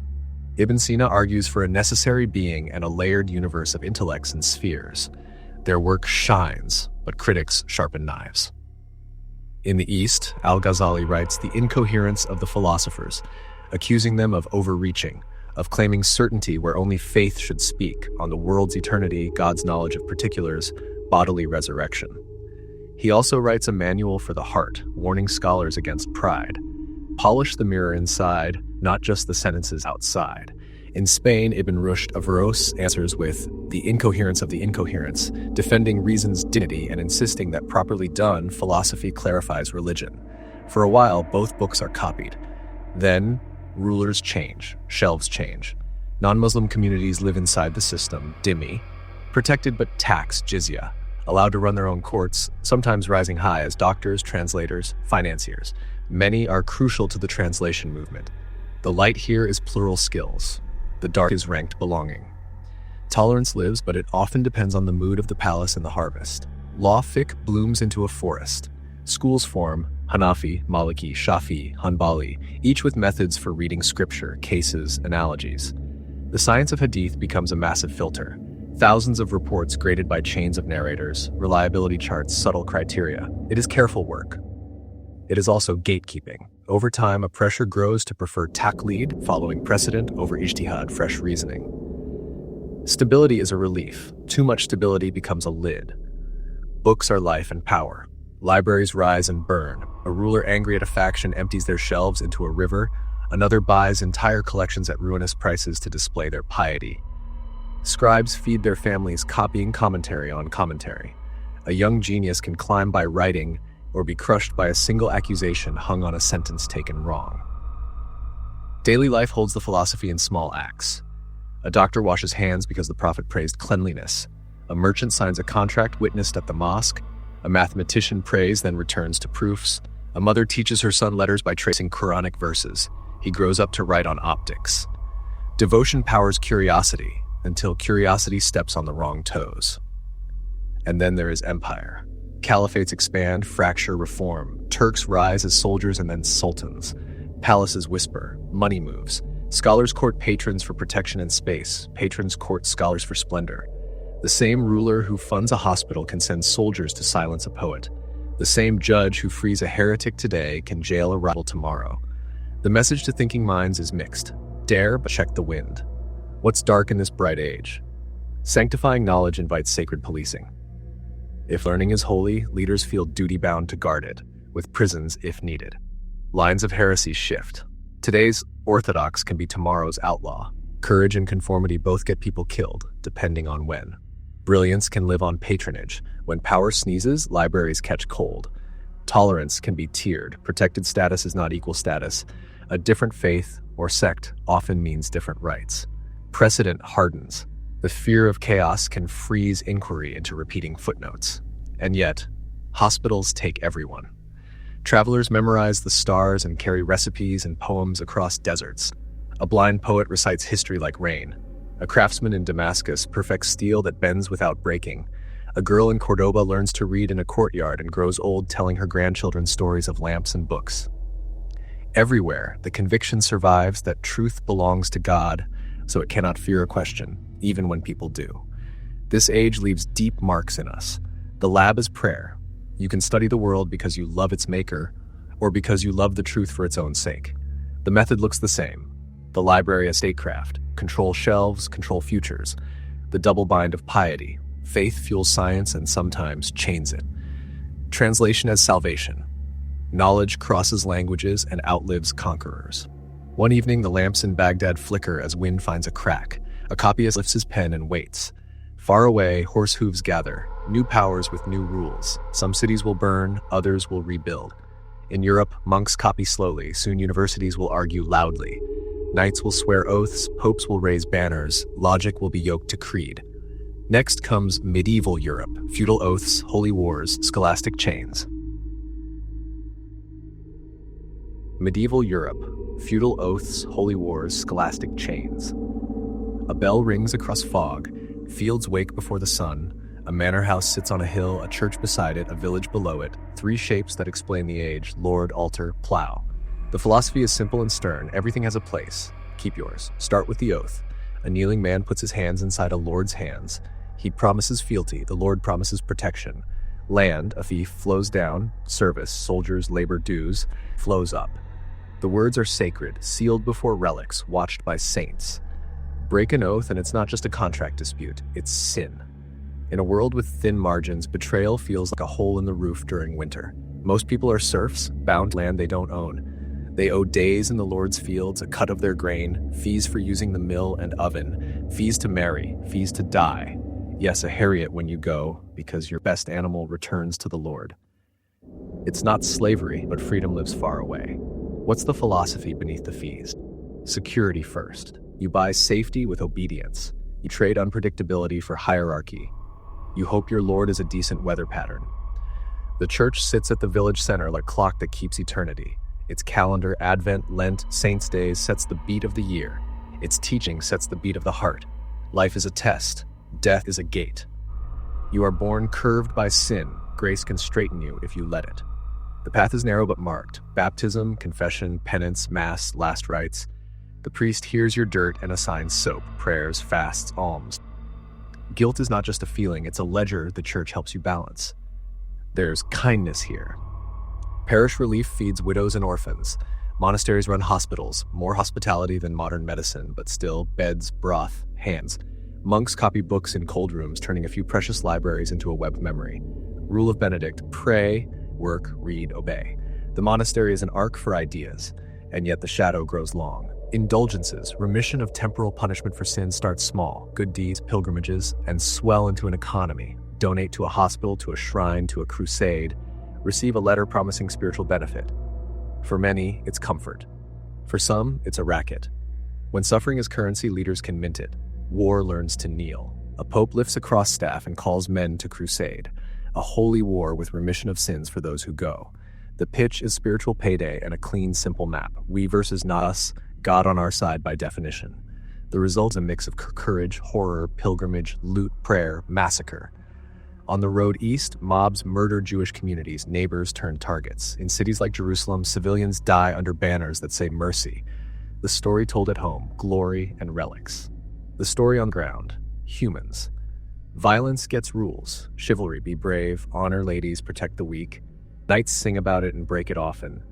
Tournaments blur into real battles. Real battles borrow the pageantry of tournaments. The church tries truce of God, no fighting on holy days, and peace of God, no attacking peasants' clergy. Sometimes it works, often it doesn't.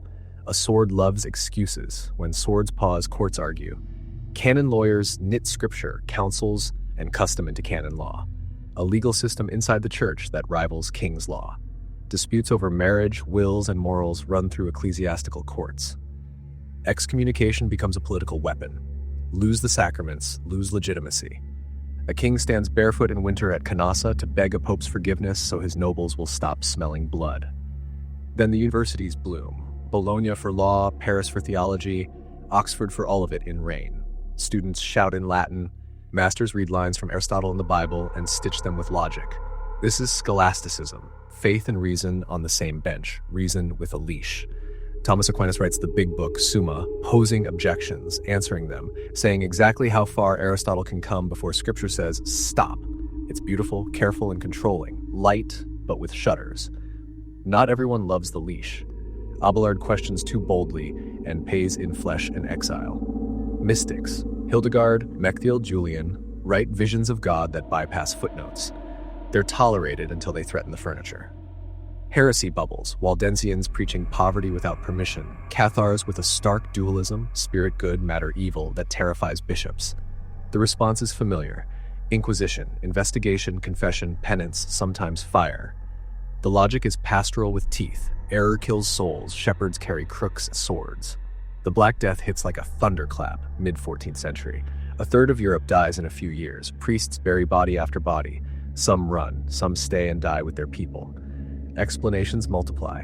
God's wrath, bad air, stars in a cruel alignment, wells poisoned by an enemy. Panic needs culprits, pogroms follow. Flagellant bands whip themselves through towns. Markets buckle, peasants revolt against dues that make no sense in a world missing half its hands. The old order groans.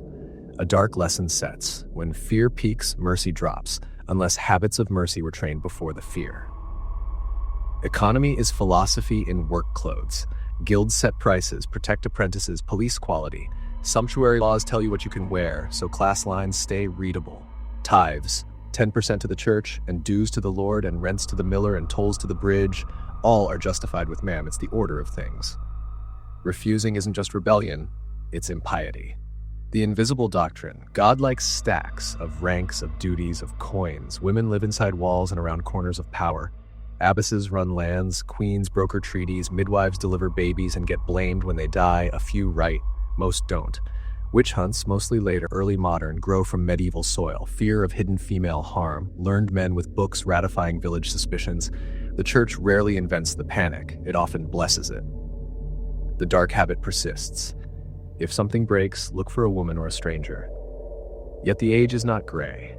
Cathedrals rise like stone prayers, colored light teaching gospel to illiterate eyes. Carvings on portals show demons and jokes side by side. A peasant carves a face, sticking its tongue out next to a saint because he can, and because humor survives. Mystery plays roll through towns, scripture with costumes, devils tripping over their tails to the crowd's delight. Joy is not banned, it's scheduled. What's the core philosophy under the bells? Place is virtue. Holiness equals doing your role well. Lord just, monk obedient, serf steady. Mobility looks like vice. Obedience is safety. The world is a storm. Oaths and sacraments are lifelines. The price is your say in steering. Sanctified violence. Fight wrong and you earn heaven. Soon wrong expands to include whoever the sermon points at. Reason on a leash. Ask anything inside the frame. Truth is a garden with trimmed hedges. Wildflowers get pulled. Guilt is governance. The cure for sin is also the structure of society. Leaders manage both with the same tools. What does it leave in us? A taste for institutions that cradle and control. We still expect schools and hospitals to carry moral weight and to obey hierarchies. A reflex to equate dissent with danger. Someone who questions the order must want chaos. We reach for inquisitions that now in comments in courts. The habit of sacralizing politics, banners, martyrs, pilgrimages, and secular clothes. The double-edged respect for expertise, scholars as guardians and gatekeepers. One winter's night, a clerk warms his hands over a candle and copies a page. All truth is God's truth. He believes it. He also underlines the margin note about which truths belong only to trained mouths. Outside, a team drags a stone for a new nave. A woman kneads bread and hums a hymn. A lord practices mercy by not demanding a tax this month. A monk cooks soup and reads Aristotle after Compline. The age holds together with habits, not perfection. Soon a mirror will tilt. Artists will paint people with souls you can see in their eyes. Bankers will invent numbers that move faster than carts. Popes will fight princes and lose. A monk will nail pages to a door and set paper on fire across continents. Old chains will snap, new chains will glitter. We call it the Renaissance, the mirror and the mask.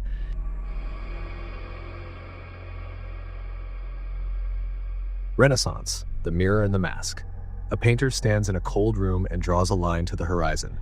For the first time in a long time, space obeys. Perspective, a trick of math, makes a flat wall open into a street, then a palace, then a sky. The world looks human-sized again. Measurable, graspable, centered on an eye. That eye belongs to a person with a name. This is the signature of the Renaissance, the mirror. Artists paint faces with thoughts behind them. Writers craft letters as if your soul could speak in ink. Scholars pull Greek and Roman books out of monasteries and say, look, humans tried things before us. Humanism is not a rejection of God, it's a rebalancing. Pay attention to the human creature God made. The motto could be, we are capable. But the age wears a second face, the mask. Courts teach smiles that hide knives. City-states hire public sculptors and private assassins. Merchants build chapels and empires at the same time. Image becomes power. If the Middle Ages loved order, the Renaissance loves presentation. How you look while you do your ordering. Money changes shape first. In the counting houses of Florence and Venice, clerks invent double-entry bookkeeping. 2 columns that tell one truth. Debit, credit, loss, gain. You can now model a future on paper. Risk turns into math. The dark age, when ledgers become moral compasses, profit starts to smell like virtue. Usury restrictions bend. Clever words like exchange and fee let interest sneak in dressed as something else. The bank funds art and war. Both look beautiful in the right light. Families become brands. Medici, Sforza, Borgia, names like coins. They sponsor painters and poets, marry daughters like treaties, place nephews in bishops' chairs. The altar is a stage. The stage is an altar. A chapel ceiling can be a prayer and a resume. Charity is sincere and strategic. In this world, motives stack without canceling each other. The philosophy underneath, beauty legitimizes power, and power purchases beauty to keep the circle spinning. Walk into a studio, Leonardo studies muscles on flayed arms and designs flying machines that won't fly. Michelangelo carves a giant David, calm before the fight, the human body as cathedral. Botticelli paints pagan gods with Christian tenderness. Artemisia Gentileschi paints Judith slicing Holofernes with a look that says she knows about men and power. Perspective and anatomy say the world has rules, learn them, bend them to make meaning. The dark edge, once you can manufacture realism, you can manufacture illusion, and people who master illusion start running rooms. City-states are laboratories for the new ethic. Milan hires contieri, mercenary captains who sell war as a serves plan.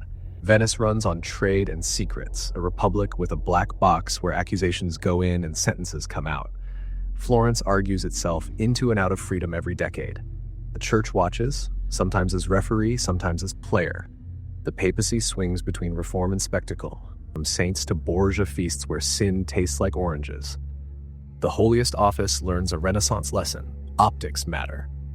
Into this dance walks Machiavelli, who loses his job, gets tortured, goes home, and writes The Prince, a small, sharp book about virtue, energetic skill, and fortuna, the river of luck. He strips politics of sermons. A ruler should be feared rather than loved if he must choose. Keep your word when useful, break it when survival demands. Appear merciful, faithful, humane, religious. Appear and be ready to act against those virtues when necessary. The mirror cracks, inside a blunt truth. Outside, the mask. The dark philosophy is not that kindness is fake, it's that appearance is a tool and tools win. People push back. In Florence, Savonarola, a fiery friar, calls for purity. He preaches against lux and lust, burns vanities, mirrors, cosmetics, worldly books, paintings in a public bonfire, tries to make a city into a sermon. For a minute, the city listens. Then politics turns. He is hanged and burned where his bonfire stood. The crowd watches, some crying, some relieved, and goes home to rooms that feel the same. The lesson lingers. Moral theater can't outrun power theater for long. Meanwhile, ships leave harbors and do not turn back. Columbus, da Gama, Magellan, names we learn as if the ocean were empty until they arrived. The Renaissance paints discovery as glory. The dark story, conquest, steel and smallpox, conversion by sword, encomienda, forced labor, sugar plantations that eat bodies faster than ships can deliver them. The mirror says, man is great. The mask whispers, some men are more human than others. The philosophy justifying it is tidy. Civilize, Christianize, profit. A trilogy that sounds clean and ends in chains. Back in Europe, a small machine with movable letters starts the loudest riot of the age. Printing floods streets with pamphlets, Bibles, jokes, maps, lies, poems. A monk can nail a thought to a door in Wittenberg and hit Rome by Christmas because thousands of hands carry the thought, one press at a time. Authority tries to catch paper like snowflakes. It cannot. The new rule, if you can multiply pages, you can multiply revolutions. The shadow, you can also multiply errors and hate faster than anyone can correct them. Humanists write smoother than doctors of theology. Erasmus jokes the church into blushing and edits the New Testament to clean up a millennium of copy errors. Pico writes that humans have no fixed seat. We can rise toward angels or sink toward beasts. It's beautiful. It's also pressure. Become something. The medieval plan asks you to fit your place. The Renaissance plan asks you to make your place and then to perform it convincingly. Women move in margins and sometimes into the frame. Isabella d'Este rules by correspondence and taste. Caterina Sforza defends a fortress while pregnant. Many more bake bread, bury babies, weave, pray, survive. A few learn Latin in hidden rooms and translate with the windows shut. The mirror flatters some, the mask guards many doors. Science stretches. Vesalius opens bodies and redraws maps under our skin. Copernicus whispers that the sun sits still and we move, and the floor tilts beneath Europe. For a moment, the church yawns. Later, when telescopes make the whisper loud, the mask will frown. But the philosophical seed is planted. Reality does not bend to reputation. You can measure your way out of a story. Workshops become schools. Apprentices learn recipes for colors, grind lapis for blue, kill bugs for crimson, and tricks for time. Paint thin, dry fast, glaze slow. Secrets are money. Masters sign contracts like generals. The myth of the solitary genius arrives, but every genius stands on a ladder of assistants unpaid in fame. Even creativity has supply chains. Where's the darkness exactly? It's in the way ambition can dress itself as virtue and get applauded. It's in the way image governs conscience. If the painting looks holy, does the painter need to be? It's in how skill becomes an alibi. He rules cruelly, yes, but look at the roads, look at the dome, look at the numbers.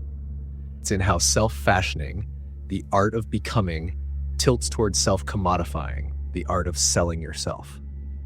And yet the light is real. A girl sees herself in a face on a wall and thinks, I am a person. A mason learns to set a keystone and knows I can do this. A poet writes a sonnet to grief and someone 500 years later finds comfort. The Renaissance gives us tools to see, measure, compose, publish. Tools aren't demons, but tools choose sides when hands do. What does this era leave inside us? The person as project. You can build a self and must keep polishing it, exhausting and empowering. Appearance as argument.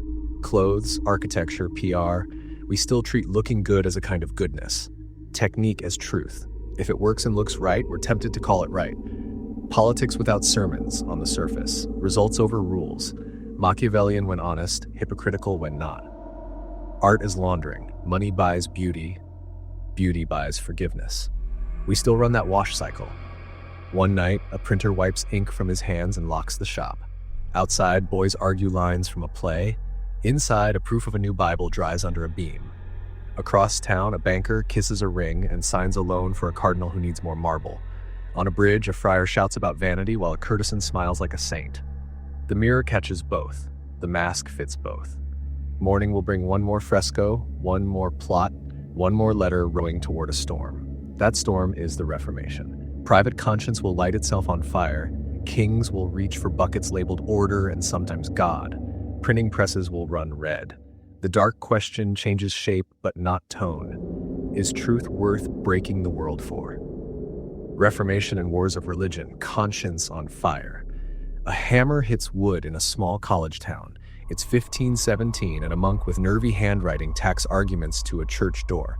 Martin Luther in Wittenberg. He isn't trying to blow up Europe. He's trying to fix a leak, indulgences. Letters that promise to shorten time in purgatory, sold with hard sales pitches.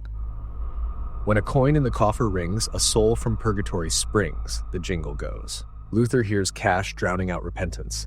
His pages travel faster than anyone expects because a new machine, the press, has turned ideas into kindling. Printers smell demand like bakers smell yeast. Pamphlets fly, woodcuts of greedy clergy do more work than Latin ever could. In weeks, the debate is a bonfire. What is Luther actually saying? Short version, you don't buy God. A person is made right with God by faith, not by payments or performance. sola fide. And what sets the standard isn't councils or popes, but scripture, sola scriptura. Put the Bible in the people's hands. Give it their language. Let it speak. To church authorities, this isn't house cleaning. It's arson. If salvation is a private trust fall into grace, what happens to the whole spiritual economy? Pilgrimages, indulgences, relics, penances, the way priests hold communities together. A chain of authority that took 1,000 years to forge starts to rattle. Luther is summoned, died of worms, 1521. In a room full of power, he's asked to recant. He refuses. The famous line, "Here I stand," is probably polished after the fact, but the stance is real. He leaves under a cloud and hides in a castle long enough to translate the New Testament into German. Suddenly, the word talks like the street. Then the first dark turn. If your conscience is now the compass, whose conscience sets the map? Peasants hear Luther's sermons about spiritual freedom and add, why not earthly freedom? They revolt. Peasants' War, 1524-25, against taxes, corvée, old dues that make no sense. Luther panics. He sides with order. Princes crush the revolt. Fields smoke. A movement about grace spills blood in rows. Calvin in Geneva writes a colder program. God's sovereignty is total. Salvation is God's to give. The saved show fruit in disciplined lives. The city becomes a moral factory. No fancy dress, no loose talk, elders checking on neighbors. There is real relief here. Sober streets, care for the poor, schools, but also surveillance dressed as care. Predestination comforts some and breaks others, right? What if I'm not chosen? Anxiety becomes a theology of self-scrutiny. Across Europe, iconoclasts smash statues and stained glass. To many, images have become idols, and smashing feels like truth. To others, churches now look like tombs. Art becomes a battlefield, bare walls versus Baroque gold. The philosophy under the shards is stark. If something tempts worship in the wrong direction, remove it from walls, from books, from people. Radical groups push further. Anabaptists reject infant baptism. Only conscious believers should be baptized, they say. They want simple churches, no swords, no oaths, no state in the soul. Most are peaceful and persecuted by both Catholics and other Protestants. A splinter in Munster turns violent. Polygamy prophesies a doomed theocracy, and their corpses end up in iron cages hung from a church tower as a warning that enthusiasm, intense religious certainty, is a public hazard. The Catholic Church answers with a house cleaning of its own. Counter-Reformation. The Council of Trent tightens doctrine and practice. Jesuits emerge, brilliant teachers, disciplined missionaries, confessors to kings. New saints work the front lines, nursing the sick, preaching to the poor, sailing to Asia and the Americas. The church throws its best at beauty, Baroque, flooding senses with light and music. It also throws weight at control, index of forbidden books, inquisition where needed, light and chains, both. Politics hugs theology like a drowning man. In the Holy Roman Empire, princes choose sides, some Lutheran, some Catholic, and then claim cuius regio, ius religio, whose realm, his religion. Subjects are expected to convert or move. It sounds tidy. It rips families. In France, the crown whipsaws between tolerance, the Edict of Nantes 1598, and panic, its later revocation 1685. In 1572, the St. Bartholomew's Day massacre turns Paris red. Mobs kill thousands of Protestants while bells ring. Priests bless, neighbors point. Fear calls itself zeal. In the Low Countries, Spanish rule meets a Calvinist wind and a merchant's stubbornness. The revolt births the Dutch Republic, trading fleets, tulips, and a new experiment, relative tolerance as business model. In England, a king wants an annulment. Rome says no. Henry VIII says, I'm the head now. The church turns national. Mary burns Protestants. Elizabeth stabilizes with a middle way that satisfies and angers in equal measure. Puritans grumbled, it's still too Catholic. The grumbling becomes a habit that will later topple a king and sail to a new world. Print keeps pouring gas. Pious cartoons show the Pope as a wolf, Luther as a donkey, or the other way around, Calvin as a cold judge, Anabaptists as rats. Literacy rises. Catechisms teach children to answer faith like multiplication tables. Ordinary kitchens talk theology over soup. Conscience, once the quiet guest, moves into the main room and shouts. The century grinds and then explodes. 30 Years' War, 1618 to 1648. What begins as a Bohemian dispute over kingship and creed metastasizes. Armies crisscross Germany, mercenaries eat fields, cities burn, villages vanish. 1 in 3 Germans dies by sword, famine, or plague. The details blur into a single bruise. When God's side gets a cannon, God's side changes with the cannon. Out of the smoke, Peace of Westphalia. Not peace of heart, paper peace. States agree to stop deciding each other's theology by force. Sovereignty grows teeth. Ambassadors grow offices. Religion doesn't vanish. It relocates inward and into confessional states. Lutheran here, Catholic there, Reformed there. Tolerance arrives not as love, but as fatigue. What's the dark philosophy underneath? Conscience as a torch. It lights truth. It also lights tinder. Once you make private certainty the highest court, you either protect it for everyone, rare at first, or try to smash everyone else's torch. Purity over peace. If you believe error dams, compromise smells like complicity. Crusading logic reboots in smaller rooms. Print as accelerant. Truth travels, so do lies. Pamphlets flatten nuance. Outrage sells. State plus soul equals control. Both sides try to yoke crowns to creeds. The result is forced migrations, registries, tests, oaths, administrated belief. Anxiety as discipline. Predestination and the like can turn into spiritual performance reviews. People watch their hearts the way bosses watch clocks. And the light? Scrutiny of power. Priests and princes lose the magic glow. People ask, where is that in scripture? Or by what right? Vernacular dignity. Faith speaks your language. Ordinary minds open books and don't close them again. Conscience is boundary. Saying no to a king becomes imaginable and sometimes noble. Institutions reformed. Schools, charities, preaching, pastoral care sharpen under competition. Daily life is stranger and more tender than the pamphlets. A Catholic midwife quietly baptizes a dying infant of Protestant parents because mercy outruns rules. A Calvinist merchant hires a Catholic sailor because storms don't check catechisms. A Jesuit learns Chinese to explain the Mass with Confucian words. A Lutheran cantor writes music so lovely that grief learns how to sing. Buck will come from this soil. Still, the age's darkness lasts. Witch trials intensify in cold corners. Panic, misogyny, bad law, tortured confessions. Leaders of all stripes allow it until it disgusts even them. The lesson costs lives. Fear finds women first when theology and drought shake hands. By the end, Europe is exhausted and more modern than it wanted. States learn to mind borders more than souls, publicly. Churches learn to mind souls more than borders, officially. A new class, scientists and natural philosophers, will step into the space cleared by disgust and start measuring the world with instruments instead of oaths. Some will keep faith, some won't. All will share a hunch. Truth does not need swords. What does this era leave in us?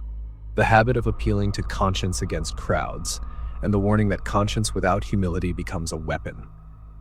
The expectation that rulers should not rule belief, and the ugly memory of when they did. The machine propaganda that never powers down. The concept of toleration born not from sweetness but from stalemate, and later from principle. A last image, a mother hides her prayer book when soldiers knock. A printer hides plates in a hayloft. A magistrate hides exhaustion behind a decree. A pastor hides fugitives in a cellar.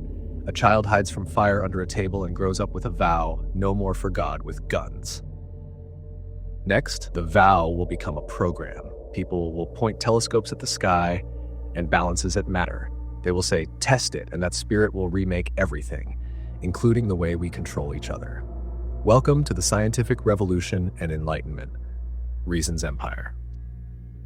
Scientific Revolution and Enlightenment, Reason's Empire. A lens points at the moon, not a goddess, not a perfect pearl. Mountains, shadows that move with the sun. Galileo sketches what he sees and writes like a man opening a window. The heavens are made of the same stuff as here. He gets praise, then trouble. That's the new rhythm. Look, show, argue, pay. Across Europe, small rooms change the world. Workshops, garrets, coffee houses. In London, gentlemen crowd a room to watch an air pump suck the life from a flame and then from a small animal. They aren't cruel for sport. They are groping toward method. Isolate, test, measure, repeat. Don't take anyone's word for it, they say. See, glass, brass, and scribbles become a kind of prayer. Then Newton drops the hammer, a book of math that ties apple and moon with the same rope, gravity. Nature becomes a library written in numbers. You don't have to beg a god to explain a comet. You can calculate it. This is a kind of freedom. It's also a kind of temptation. If you can measure it, you can manage it. Doctors cut and name. Vesalius redraws the inside map. Harvey tracks blood like a river with a pump. Chemists stop being magicians and become Lavoisier with scales. Nothing is lost, only changed. He will later lose his own head to a revolution he helped explain. The blade is also a machine. Publishers stitch a new republic of letters. A letter leaves Paris, crosses the Channel, lands in a journal with woodcut diagrams. An encyclopedia appears, Diderot's enormous filing cabinet of everything from anatomy to the art of making pins. The motto grows teeth. Dare to know. A person with a candle and patience can learn anything that someone with a press will print. Arguers take the method and point it at society. If planets obey laws, maybe people do. Hobbes says life without a strong state is nasty, brutish, and short. So sign a social contract and obey. Locke says people own themselves. Governments exist to protect life, liberty, and property. If they don't, change them. Rousseau says society corrupts. The general will should rule. Beware chains made of silk. Montesquieu divides power so it can't crush you. Voltaire laughs at superstition and bullies bullies. Kant says, grow up, use your own reason without a guardian. This is thrilling. It's also a blueprint for new kinds of control. Coffee houses buzz. Newspapers multiply. Salons run by sharp women host sharper men. Ideas wear perfume and argue past midnight. Censors try to dam the river with ink-stained fingers. Smugglers carry banned books in flour sacks. A whole continent gets used to reading as a civic act. Then the shadow lengthens. Once you make measuring holy, it's easy to measure people. Census and statistics, political arithmetic, count births, deaths, crimes. Counting helps fight plague and famine. It also teaches states to see citizens as columns. What gets counted gets controlled. Classification arrives with a smile. Linnaeus sorts plants beautifully, and then sorts humans into varieties with ugly notes about temperament and worth. Physiognomy, race science, early eugenic whispers. Reason builds boxes, then puts people in them. The Enlightenment gives the world rights language and the tools to deny those rights by chart and chartreuse map. Prisons and schools get redesigned. A man named Bentham sketches a perfect jail. The panopticon, cells in a circle, a watchman in the middle, maybe watching, maybe not. If you might be seen, you behave. Efficiency looks like virtue. The same logic shapes factories and classrooms. Light, order, schedules, bells, you can call it progress. You can also call it docility engineering. Colonies become laboratories. Explorers collect plants and people the way museums collect labels. Ships carry microscopes and muskets. Captain's logs mix tide charts with notes on savages. Philosophers write about universal man and then footnote real men as exceptions. Civilization becomes a project that often means theft with a lecture. The Enlightenment loves improvement. Empire calls conquest improvement and asks to be clapped for it. Religion bends but does not break. Some keep the pew and add the lab. Others push God to the edges, deism, a clockmaker who wound things up and stepped back. Churches lose automatic authority. Many deserve to. Yet the new piety, reason, grows its own priests, dogmas, and excommunications, now called ridicule or censorship. The American Revolution translates philosophy into slogans and muskets. Rights become paper. Paper becomes a nation. The French Revolution does the same. Louder. Liberty, equality, the fraternity rise like a choir, and then the music stutters. Fear, war, hunger. The terror invents a clean modern death. A new calendar. New festivals for reason. Priests replaced by committees. Altars replaced by guillotines. Light eats its own. The dark lesson. Systems built to perfect humanity will kill humans to protect the system. Women read the same books and ask the obvious question. Mary Wollstonecraft writes, "Vindication of the rights of woman. If reason is universal, educate girls. Some men applaud, many don't." Universal keeps its exceptions. Enslaved people also read and fight. The Haitian Revolution takes enlightenment at its word and forces France to face it. Heroes in Paris suddenly find reasons why liberty should wait when it costs them sugar. Meanwhile, cops are invented slowly, organized urban forces to prevent crime instead of chasing it after. Passports appear, IDs and files sprout, a kind of kind control spreads, better lighting, cleaner water, inoculation against smallpox, brave, brilliant. Along with kindness comes a habit, manage the population. Public health is mercy and map. Mercy needs data, data needs obedience. Printing sets up a new power, public opinion. Kings fear pamphlets. Merchants court readers. The crowd learns to be a judge with no face. Reputation becomes a currency you can gain by wit and lose by rumor.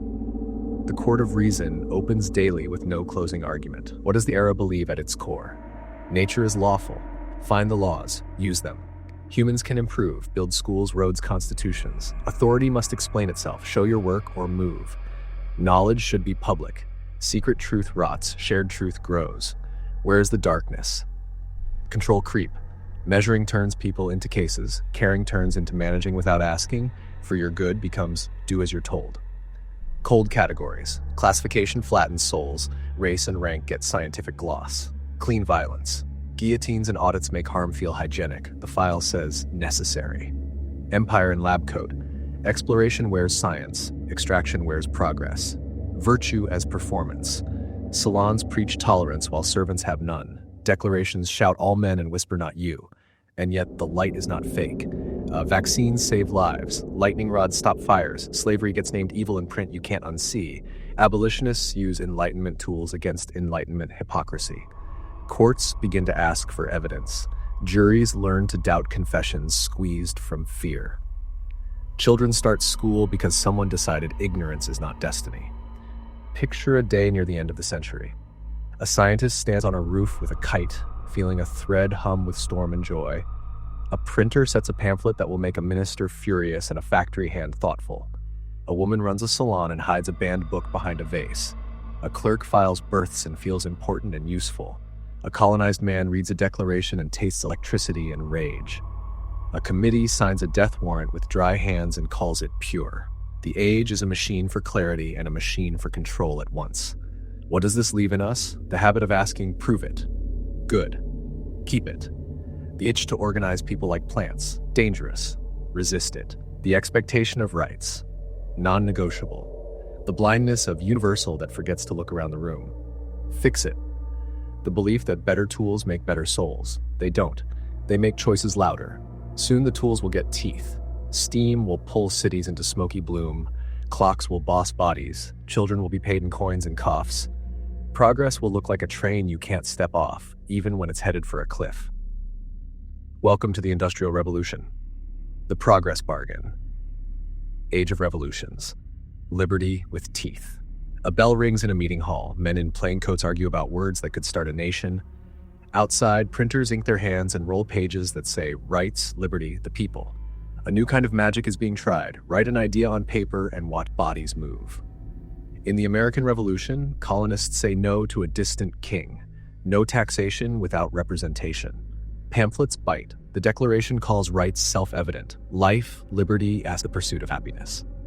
It's a clean sentence in a messy world. Enslaved people stand in the same wind and hear the promise with different ears. Indigenous nations hear muskets under the word freedom.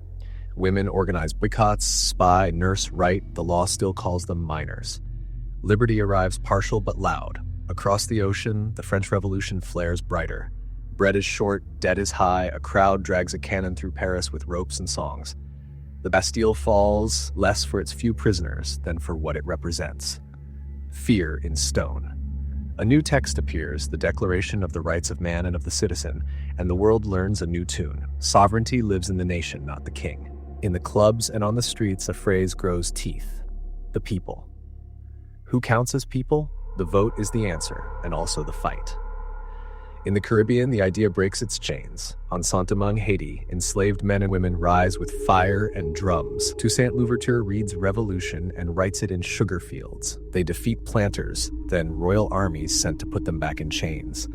The Haitian Revolution is the most honest reading of liberty in the age, and the one Europe tries hardest to forget. Later, Haiti will be forced to pay a crushing indemnity to former masters for daring to be free. Liberty comes. The bill follows. Back in France, crowds wear liberty caps and shout Marseillaise under new tricolor flags. The king tries to run. The people try a king. Then a court tries the king.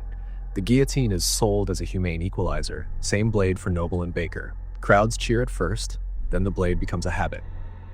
The Committee of Public Safety learns to keep power by purity tests. Enemies of the revolution are defined daily, often hourly. The terror isn't madness, it's administration with a fast knife. "Oh liberty," a speaker cries on a square. In a basement, clerks sharpen lists. That is this era's dark philosophy in a room. Sacred ends justify mechanical means. If the people are holy, whoever stands in their way must be removed, quickly, cleanly, without looking too long into their eyes. The revolution eats its parents, as revolutions do. Robespierre falls to the machine he fed. A general named Napoleon rises promising order with glory. He crowns himself emperor in a church crowded with uniforms. He spreads codes, clear laws, property rights, secular courts across Europe by cannon. Streets gain numbers and schools. Fields gain graves. Nationalism wakes and begins to march. Meanwhile, the idea spreads south. In Latin America, Bolivar and San Martin fight empires with speeches in their pockets. Independences bloom, each with its own thorns. Elites lead, slaves and indigenous peoples bargain from the back row. Borders harden into arguments that will last centuries. Constitutions multiply like flags. A pattern appears, right rights, then struggle to make them real. Revolution becomes a ritual as much as a rupture. New calendars start years at year one. Old saints are replaced with goddesses of reason and festivals of the supreme being. Flags, anthems, oaths, uniforms. Politics learns theater. The idea is to pull loyalty down from heaven and anchor it on earth. The risk is that the new altar is called the nation, and the sacrifices look familiar. Then come the aftershocks. 1830, 1848, the springtime of nations. Students write on walls, workers build barricades, printers pour ink, police load muskets. Kings run, return, compromise, retrench. Some parliaments broaden, many jails fill. The dream is simple: bread, rights, a voice. The blockade is simple: property first, caution always. The people learn that ballots move slower than bayonets. Where does the philosophy cut darkest? The people as a mask. Once the people are made holy, leaders can define real people to exclude opponents. The crowd gives cover, purity patrols follow. Equality versus property. Declarations say all are equal. Laws quietly protect property first. The market will lift you comes a sermon. Those not lifted are called lazy or dangerous. Suspicion as policy. Committees watch, neighbors inform, papers decide if you belong. The modern police learns to see citizens as files. War is logic. Export the revolution, defend it abroad, draft bodies, the levée en masse, and feed them into nation-making. Liberty travels with drums and requisitions. Women as footnote. Olympe de Gouges writes the rights of woman. She loses her head. Women march when bread fails and are told to go home when seats are counted. And yet the light is true. Sovereignty moves. Power is no longer a crown by birth. It's a contract with citizens. Breakable, arguable, revisable. Rights talk becomes common talk. A dock worker knows the word constitution. A seamstress knows petition. A farmer says my vote and isn't joking. Abolition finds teeth. The Atlantic trade is outlawed. Slavery is named wrong where it once was just called normal, thanks in no small part to Haiti's proof and black abolitionists' fire. Citizenship expands, slowly. Property bars loosen, religious tests fade. Reforms stagger forward and sometimes fall, but the floor keeps inching up. Everyday life in the age looks like this. A printer hides plates under floorboards as soldiers knock. A woman stitches a cockade onto a hat and dreams her daughter will vote. A black soldier in Saint-Domingue reads a line about men born free and fights with a certainty that burns. A farmer in the Vendée prays, hates Paris, and dies for a king he never met. A clerk drafts a rights clause in daylight and writes a blacklist by candlelight. A shoemaker sings the Marseillaise and then steals a loaf because his wages don't match the anthem. The age invents tools we still use: constitutions as operating manuals, declarations as moral checks you can slam on a table, elections as arguments with numbers, citizenship as membership with duties and rights, national identity as a story you're told until you can tell it back. It also invents habits we should fear, emergency as normal. Permanent crisis justifies permanent exception. Romance of violence. The mythology of the barricade makes spilling blood look like proof of love rather than failure of imagination. Paper over people. If the law is pure, any act done for the law feels clean, even when it isn't. By the end, the fires cool into institutions. Codes sit on shelves, flags hang in schools. The words freedom and people have been said so often they start to blur until someone notices the factory horn and the soot. The vote came. The shift came earlier. The stomach still growls at noon. The next revolution won't be in a palace, it will be in a machine room. And so the story walks, blinking, from parades to smokestacks. The new rulers are not kings or committees, but clocks and quotas. The belief is fresh and bright. Progress. The bargain is hidden in the gears. Your time for our power. The age after liberty's birth will ask what bodies are per hour and call the answer modern. Industrial Revolution, the progress bargain. A whistle splits the morning, not a rooster, a factory horn. Time used to rise with light and bend with weather. Now it arrives as orders. Clocks climb walls like new gods. Hands punch in. Bodies follow. Fields empty into towns. Enclosure fences off common land. And people who once grazed a cow or gathered wood find a gate where a path used to be. Go to the city, the gate says without speaking. Sell your time. A new sentence enters the world. Wage labor, hours traded for coins, coins traded for bread, bread traded for strength to trade more hours. The circle is tight. Walk into a mill in Manchester. Air is cotton fog. The floor throbs. Children tie threads with quick fingers because their hands fit where machines don't. A girl yawns and loses a tuft of hair to a spindle. A boy crawls under frames to brush lint and doesn't stand fast enough. The foreman's stick is quick. The clock is quicker. Laws will come, then come again, to raise the working age and shorten the day. For now, profit counts louder than pity. Coal is buried sunlight, and the age digs it up and burns it like a miracle with a cough. Shafts drop into dark, men and boys with lamps and lungs for rent. Steam turns coal into power and power into speed. Trains stitch cities together. Iron rails teach landscapes new lines. The first time a locomotive arrives, people cheer and duck. From then on, the schedule doesn't care how you feel. Time discipline, a phrase that tastes like metal, moves from workshops into schools and kitchens. 8 o'clock means 8, not after chores. A new knowledge of efficiency steps onto the floor with a stopwatch. Taylorism times motions, shaves seconds, rearranges bodies to fit machines. The one best way, the foreman says, as if there's only one body. Pieces move faster, people become interchangeable. The philosophy is tidy. What you can measure, you can improve. The dark edge, what you can measure, you can ignore when it doesn't fit the chart. Fatigue, dread, the way a back aches long after quitting time. Streets swell, row houses sprout like teeth, water pumps groan, waste runs in gutters. Behind pretty storefronts, families sleep 6 to a room. Cholera learns the map before doctors do. Then Jon Snow finds the pump, and modern public health takes its first strong step. Light and shadow share a wall. Science saves thousands. Slums mint misery at scale. Dickens writes what the newspapers can't fit, and readers cry over their morning tea and then go to work. The rich invent philanthropy. Soup kitchens model villages, schools, some out of kindness, some out of strategy, most out of both. Cadbury builds a garden town so workers can breathe. Carnegie gives libraries and writes that dying rich is a disgrace. He also crushes a strike at Homestead. Utilitarianism, the math of greatest happiness, becomes the era's pocket ethic. Tally pleasures and pains, choose the higher sum. It justifies sewers and workhouses, child labor laws and poor laws. It also justifies long hours, more output, more good, and brutal prisons. Deterrence improves the whole. Numbers make mercy precise and power comfortable. A different math grows in the back rooms of boarding houses. Marx and Engels sit above a pub and write that all this is not progress but extraction. Labor creates value, owners skim it, history is class struggle in a nicer coat. They predict revolution like weather. Factory owners scoff, some workers nod. Unions learn to speak with one voice, strikes learn to halt whole streets. The state learns new verbs, ban, break, bargain. Over time, the verbs shuffle. In the countryside, a loom-smashing crowd called Luddites becomes a joke in textbooks, backward, afraid of tech.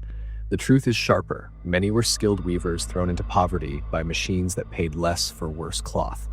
They weren't anti-progress, they were anti-being discarded. The Age writes a moral about adapt or die and calls it neutral. It isn't. Someone wrote the rules, someone else paid them. At home, a new doctrine governs, separate spheres. Men to the public world, women to the private, household, children, moral glue. Middle-class women are painted as angels of the hearth. Working-class women work everywhere. Mills, laundries, kitchens, and then home again. Respectability becomes a currency. Women are its coin and its policers. The first feminists count the cost and start asking for wages, property, custody, vote. The machine hears them slowly. The factory's hunger doesn't stop at borders. It eats cotton, rubber, tea, sugar, opium, whatever can be fed into looms and ledgers. This is how the Industrial Revolution marries empire. Plantations in the Caribbean and the American South grow cotton with enslaved people's backs, until abolition makes slavery illegal on paper, and then sharecropping, debt bondage, and coolie labor fill the gap. The Irish famine starves a people while ships still sail with food. The market shrugs and says price. In India, the loom at home loses to the mill abroad. Famine walks in behind tariffs. The language of improvement becomes a veil for extraction that looks like trade. Police forces professionalize, poor laws turn poverty into paperwork. A workhouse says we will help you by making help unpleasant. The sermon under the rules is blunt. Need is suspect. A man who cannot feed his family must be lazy. A woman who begs must be loose. The deserving poor get bread, the undeserving get discipline. Charity becomes moral surveillance with soup. Religion adjusts. Some churches bless factories, others build shelters on factory streets. Revivalists preach to crowds who ache and promise a rest that work never gives. Weber will later argue the Protestant work ethic greased the machine. Thrift, punctuality, self-control, virtues turned into profits. Whether or not that's the engine, the gears mesh. Industry loves people who arrive on time and think guilt is a motor. There is real progress. Life expectancy rises, slowly, unevenly, but up. Vaccination spreads. Education expands. Laws say children must go to school instead of mines some of the time. Sanitation stops plagues. Railways carry letters and lovers farther than any horse dreamed. A man in Leeds can propose by post to a woman in Lyon and meet her in a week. The world shrinks its distances and grows its comparisons. Envy becomes a modern sport, but the bargain keeps its teeth. The age whispers, be useful or be invisible. A seamstress goes blind by 30, a miner coughs black. A clerk's posture knots into a map of pain.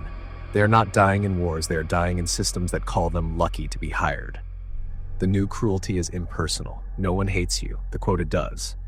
What's the dark philosophy of this age? Time equals money. Minutes are coins. Wasting them is sin. Rest becomes guilt unless branded as efficiency, recovery. Measure, manage, moralize. If we can count it, we can judge it. If we can't count it, it hardly exists. People as inputs, replaceable parts in a process. When they break, swap them. Progress as alibi. Soot on kids' faces is fine because trains. A slum is acceptable because patents. Help as control. Charity tied to behavior. Welfare that disciplines. Compassion with a clipboard. What light breaks through? Public health that loves bodies more than budgets. Clean water, sewers, vaccination. Kindness at infrastructure scale. Labor rights, the right to organize, to limit hours, to not die for profit. Hard won, loudly opposed, now taken for granted until someone tries to take them back. Mass education. Reading spreads. Curiosity moves down class. A factory kid becomes a teacher who makes fewer factory kids. Abolition, first of the legal trade, then slavery, then, painfully, the arguments that tried to make chains look natural. Technology for care, anesthesia, antiseptics, telegraph messages that say I love you in time. In a boarding house, a woman counts coins and decides between coal and meat.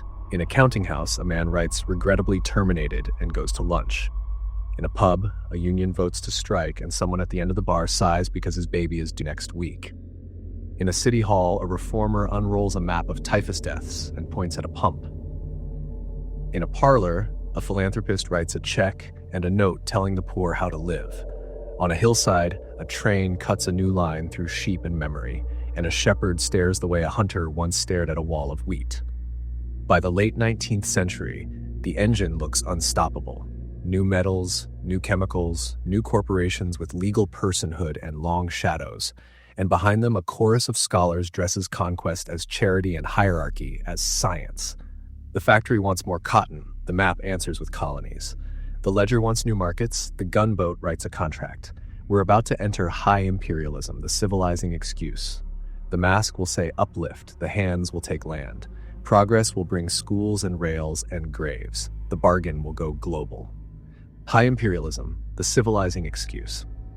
In map rooms thick with cigar smoke, men in collars draw straight lines across places they have never walked. A ruler slides, a border appears. A river becomes policy.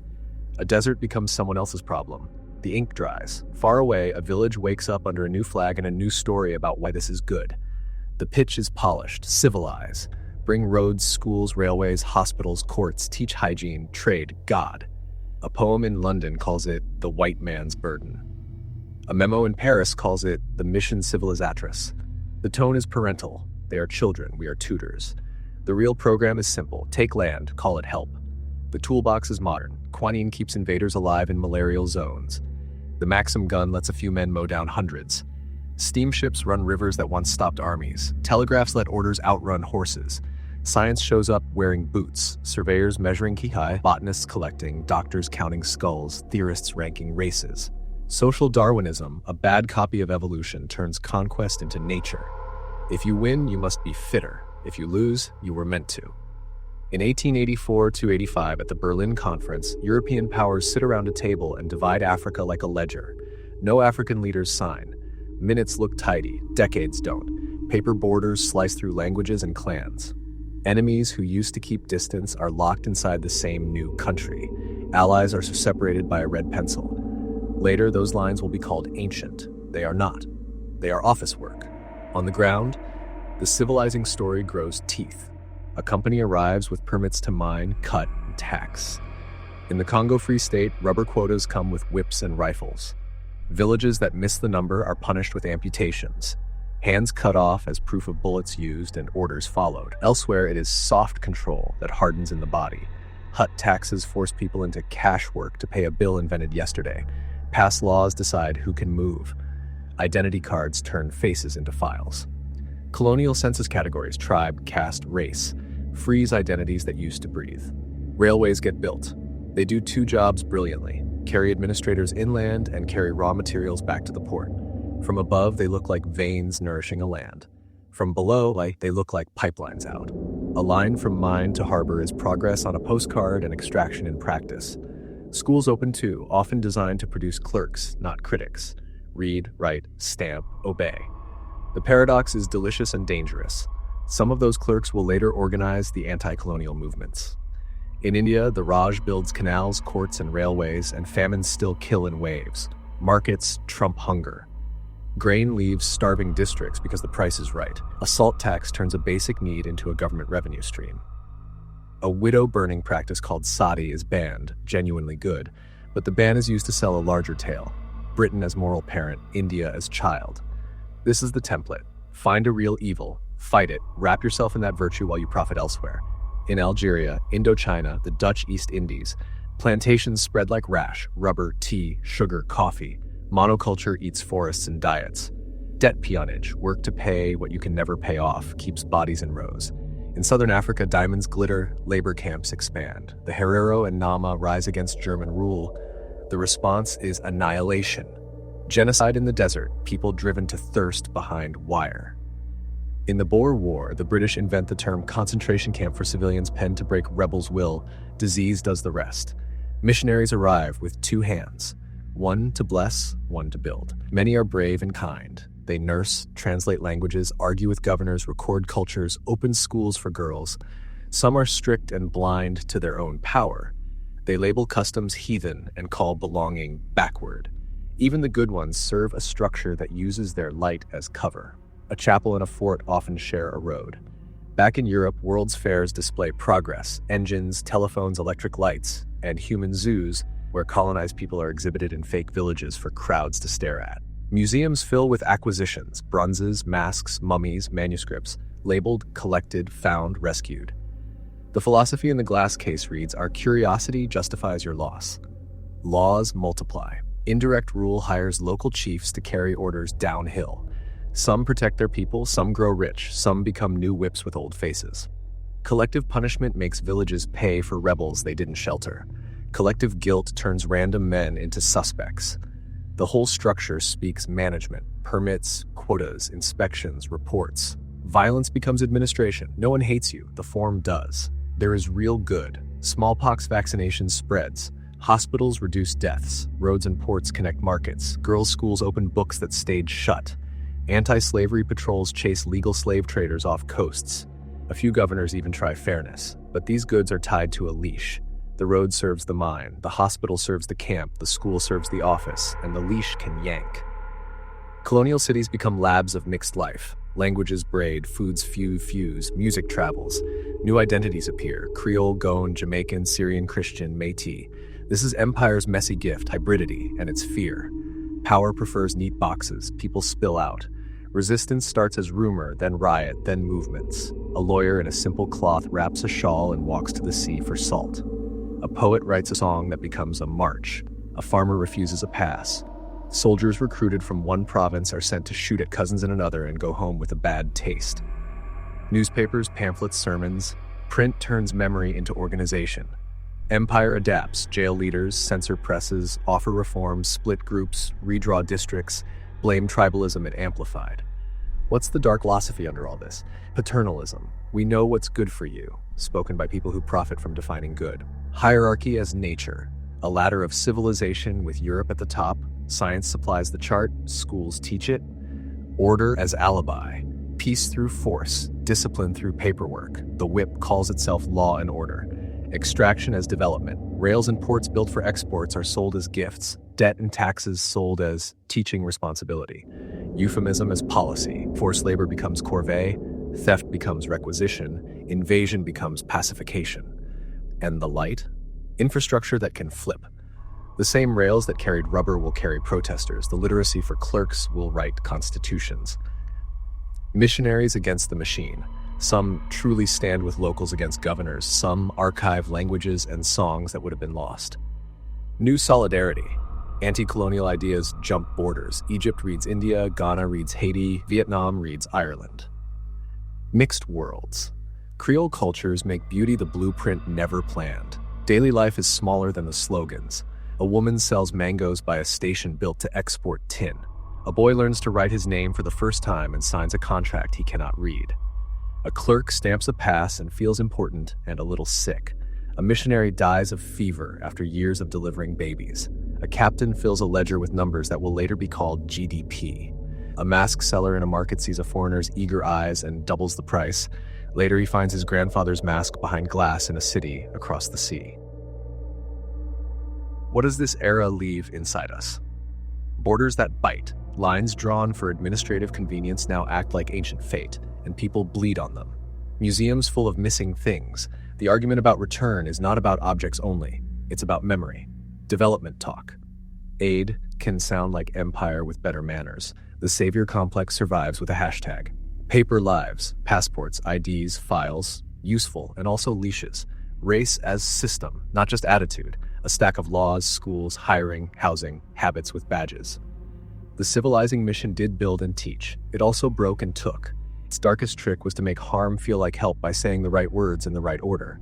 That trick still works when we praise stability while excusing injustice, or sell investment that drains a place dry, or call people not ready for the rights we enjoy. Soon the machine will eat its own makers. Industrial power, modern logistics, and tidy theories will collide in world wars that turn whole countries into front lines. The same railways that shipped rubber will ship soldiers. The same science that mapped stars will map trenches. The same bureaucracy that counted natives will count casualties. The map room goes quiet. The lines are still there, the guns turn north. World wars, when industry meets slaughter. A train pulls out of a bright station. Young men lean from windows, waving hats, thinking war will be a fast parade. The train is clean, the timetable is precise, the posters said glory, the machine is working. Days later, those men meet a new thing. Industrial killing. Guns spit hundreds of rounds a minute. Shells turn fields into moons. Barbed wire chews legs. Trenches become mud hospitals for fear. In old wars, courage mattered. In this one, metal decides. A brave charge meets a machine gun and ends in seconds. Generals keep planning like it's still horses and flags. The ground answers with statistics. This is the dark philosophy of the First World War. Efficiency without mercy. The same logic that made factories productive now makes death productive. Schedules move meat and shells with equal calm. Bureaucracy loves columns. Casualty lists are columns. Necessary losses becomes a phrase said by men who sleep in houses with doors. The home front learns total war. Not just soldiers fight, nations do.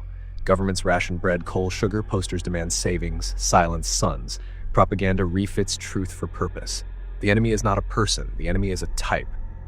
Cartoons change faces to masks. Once a mask sticks, cruelty feels tidy. Inside the trenches, men invent small mercies. Swap cigarettes with the enemy on quiet nights. Listen for the whistle of a shell and learn which ones mean hide. Share letters. Name the rats. Write poems that sound like broken glass. Doctors give a name to breaking minds. Shell shock. Some officers call it cowardice. Some see what it is, a nervous system burned by noise and grief. The war teaches us this cold fact. A machine can keep going after the people inside it are done. The armistice comes with a pen, not a trumpet. The map is redrawn by men at tables again. Borders are moved like furniture. Empires fall, new nations rise, some strong, some paper thin. The treaty carries punishment inside it. It plants seeds. A boy in a ruined city learns a bitter sentence. We were humiliated. That sentence will grow teeth. Between the wars, a sickness spreads with many names. Inflation, depression, resentment. Savings vanish. Jobs vanish. People line up for soup in cities that once bragged about science and opera.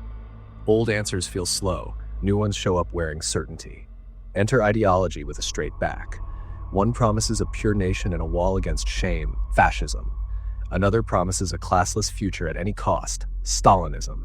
Both use the same tools, a myth to worship, an enemy to blame, a leader to obey, a police to fear. Both discover that files are stronger than whips. Put a person in a folder and you can move them like paper. Germany becomes the lab for the worst of this. A party wraps race in science and calls murder hygiene. Laws strip neighbors of rights, step by step, with stamps and signatures. No jobs here, no marriage there, no vote anywhere, then no life. Camps rise first as prisons, then as factories of death. It is not chaos, it is administration. Trains run on time, forms are stamped. The philosophy is the ugliest child of the century. Human worth is a policy choice. War begins again and eats faster. Tanks roll, skies fill with bombers. Civilians are targets now, with tidy logic. Break the factory, break morale. Cities burn while men at desks do math. If we kill this many, the war ends sooner. The numbers feel clean in a room with ashtrays. On the ground, firestorms turn streets to ovens. Collateral damage is a phrase that lets lunch continue. Resistance exists in pockets that save our dignity. A woman hides a child under floorboards. A priest forges papers. A teacher refuses to teach hate and disappears. A soldier disobeys a criminal order and risks a bullet from his own side.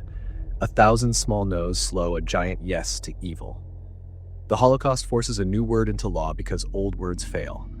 6 million Jews murdered, along with Roma and Sinti, disabled people, gay men, political prisoners, and others marked as waste.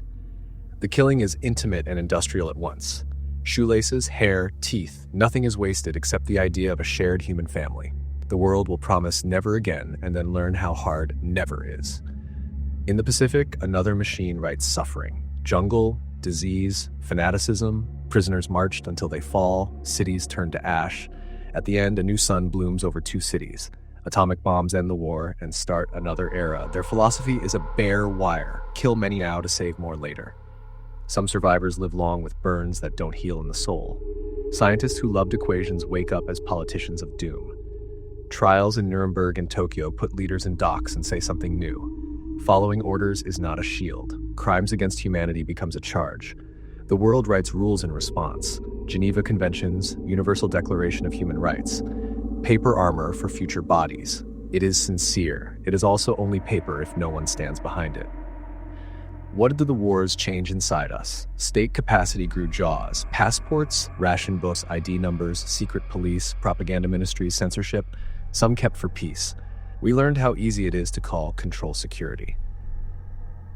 Technology lost its innocence. The same chemistry that makes medicine makes gas. The same physics that makes power makes fallout. Civilians became fair game. It's hard to go back to soldiers only once you've taught armies how to break cities. Neutral talk can hide blood. Words like necessary, final solution, relocation, special treatment. This is philosophy doing evil's laundry. Evil can be ordinary, not monsters, mostly clerks. Bureaucracy can commit murder by routine. That's a lesson we keep wanting to forget. And yet, out of apocalypse came solidarity that matters. Refugee law, aid agencies, war crimes courts. Israel is born, and with it new hopes and new conflicts. Europe begins, slowly, to bind itself in trade so that killing each other becomes bad business. Colonized people watch empires bleed and decide the time is now. Anti-colonial movements step forward with lawyers and rifles. The empire map starts to uncolor. Artists try to speak for a throat without words. A painter smears screams into a sky, Guernica. A poet writes about children's shoes. A novelist sends a soldier home to find his mind left in a trench. Jazz weeps, blues prays, films learn how to show explosions and silence. These are not decorations. They are repairs we can hold. Every family keeps a box, letters, medals, a photo of someone who never made it back. Behind the box is a question the century refuses to answer cleanly. Is progress worth it if it keeps arriving covered in graves? The wars pushed medicine, aviation, computing, rocketry. They also stacked cemeteries. The honest answer is not a slogan.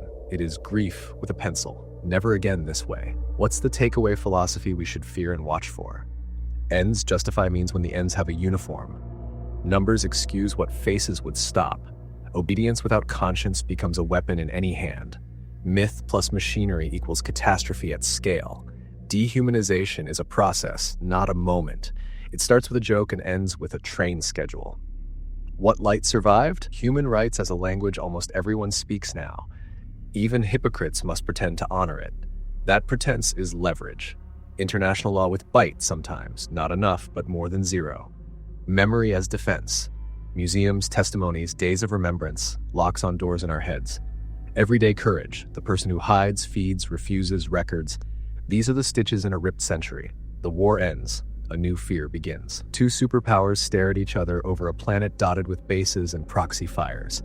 Missiles are made to cross oceans. Spies and schools and television all become fronts. Peace is kept by the threat of instant ending. Next comes the long tightrope. Cold War, managing the end of the world.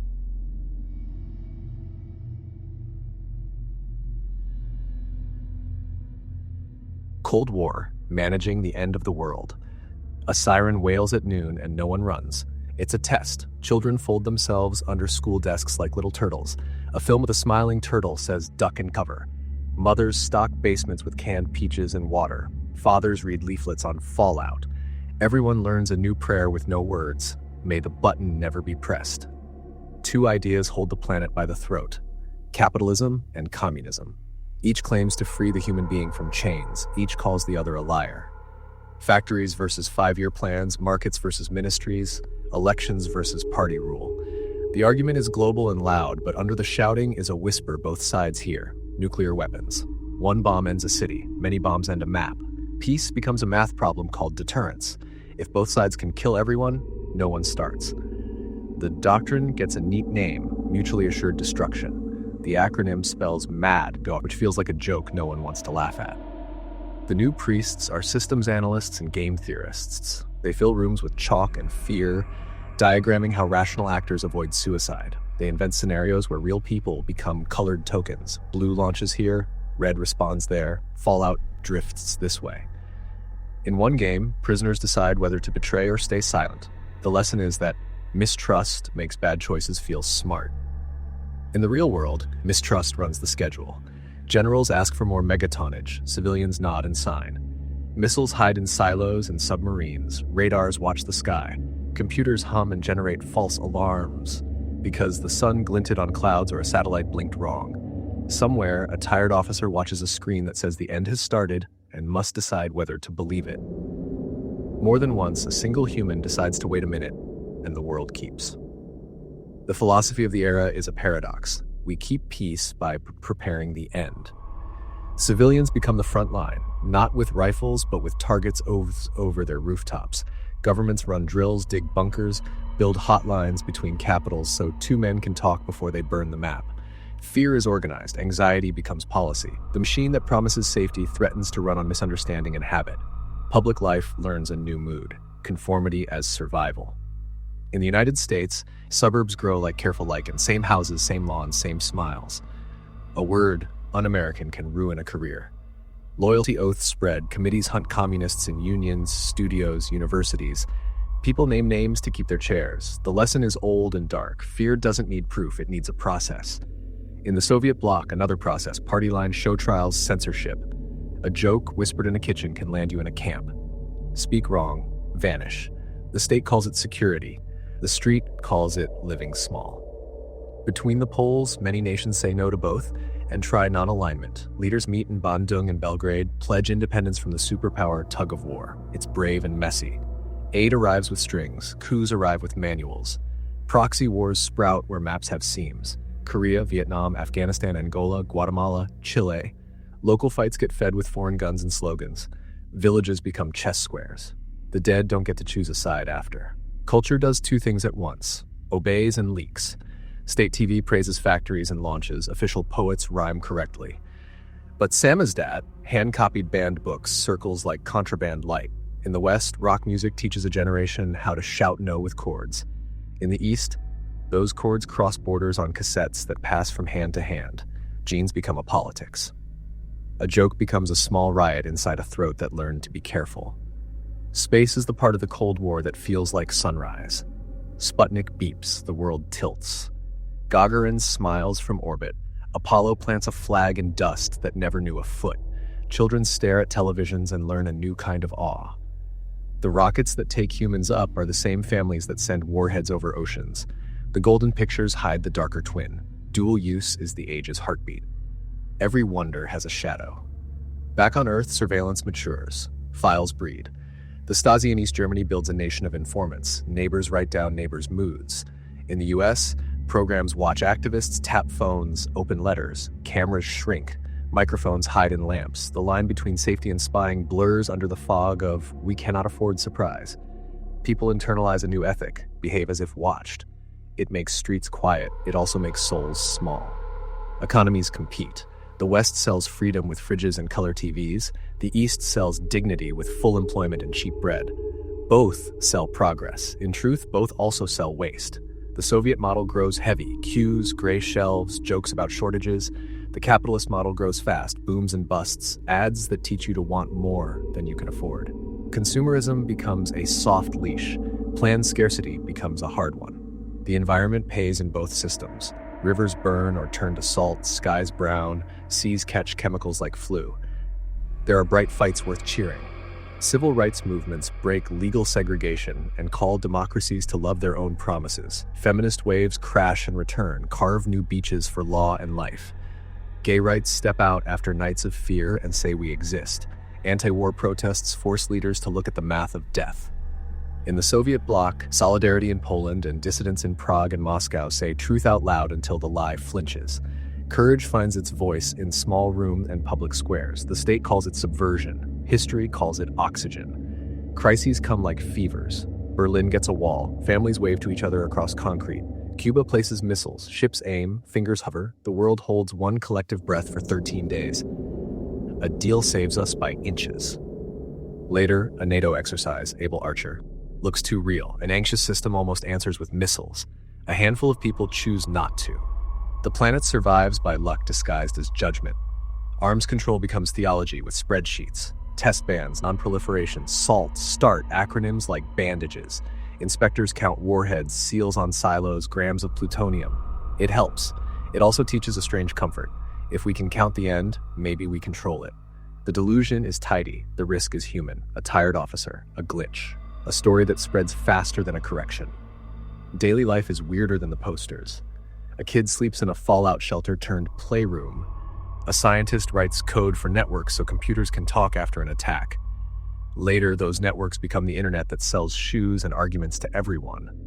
A spy eats soup in a cafe and passes a microfilm in a newspaper.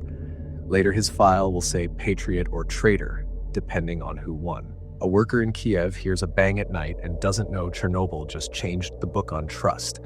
A housewife in Moscow watches a Western commercial for soap and thinks, why do their bubbles look happy? Philosophically, the Cold War trains 3 habits that outlive it. 1, peace by fear. Security as a threat rather than a promise. We learn to think the best guarantee of safety is the ability to end everything.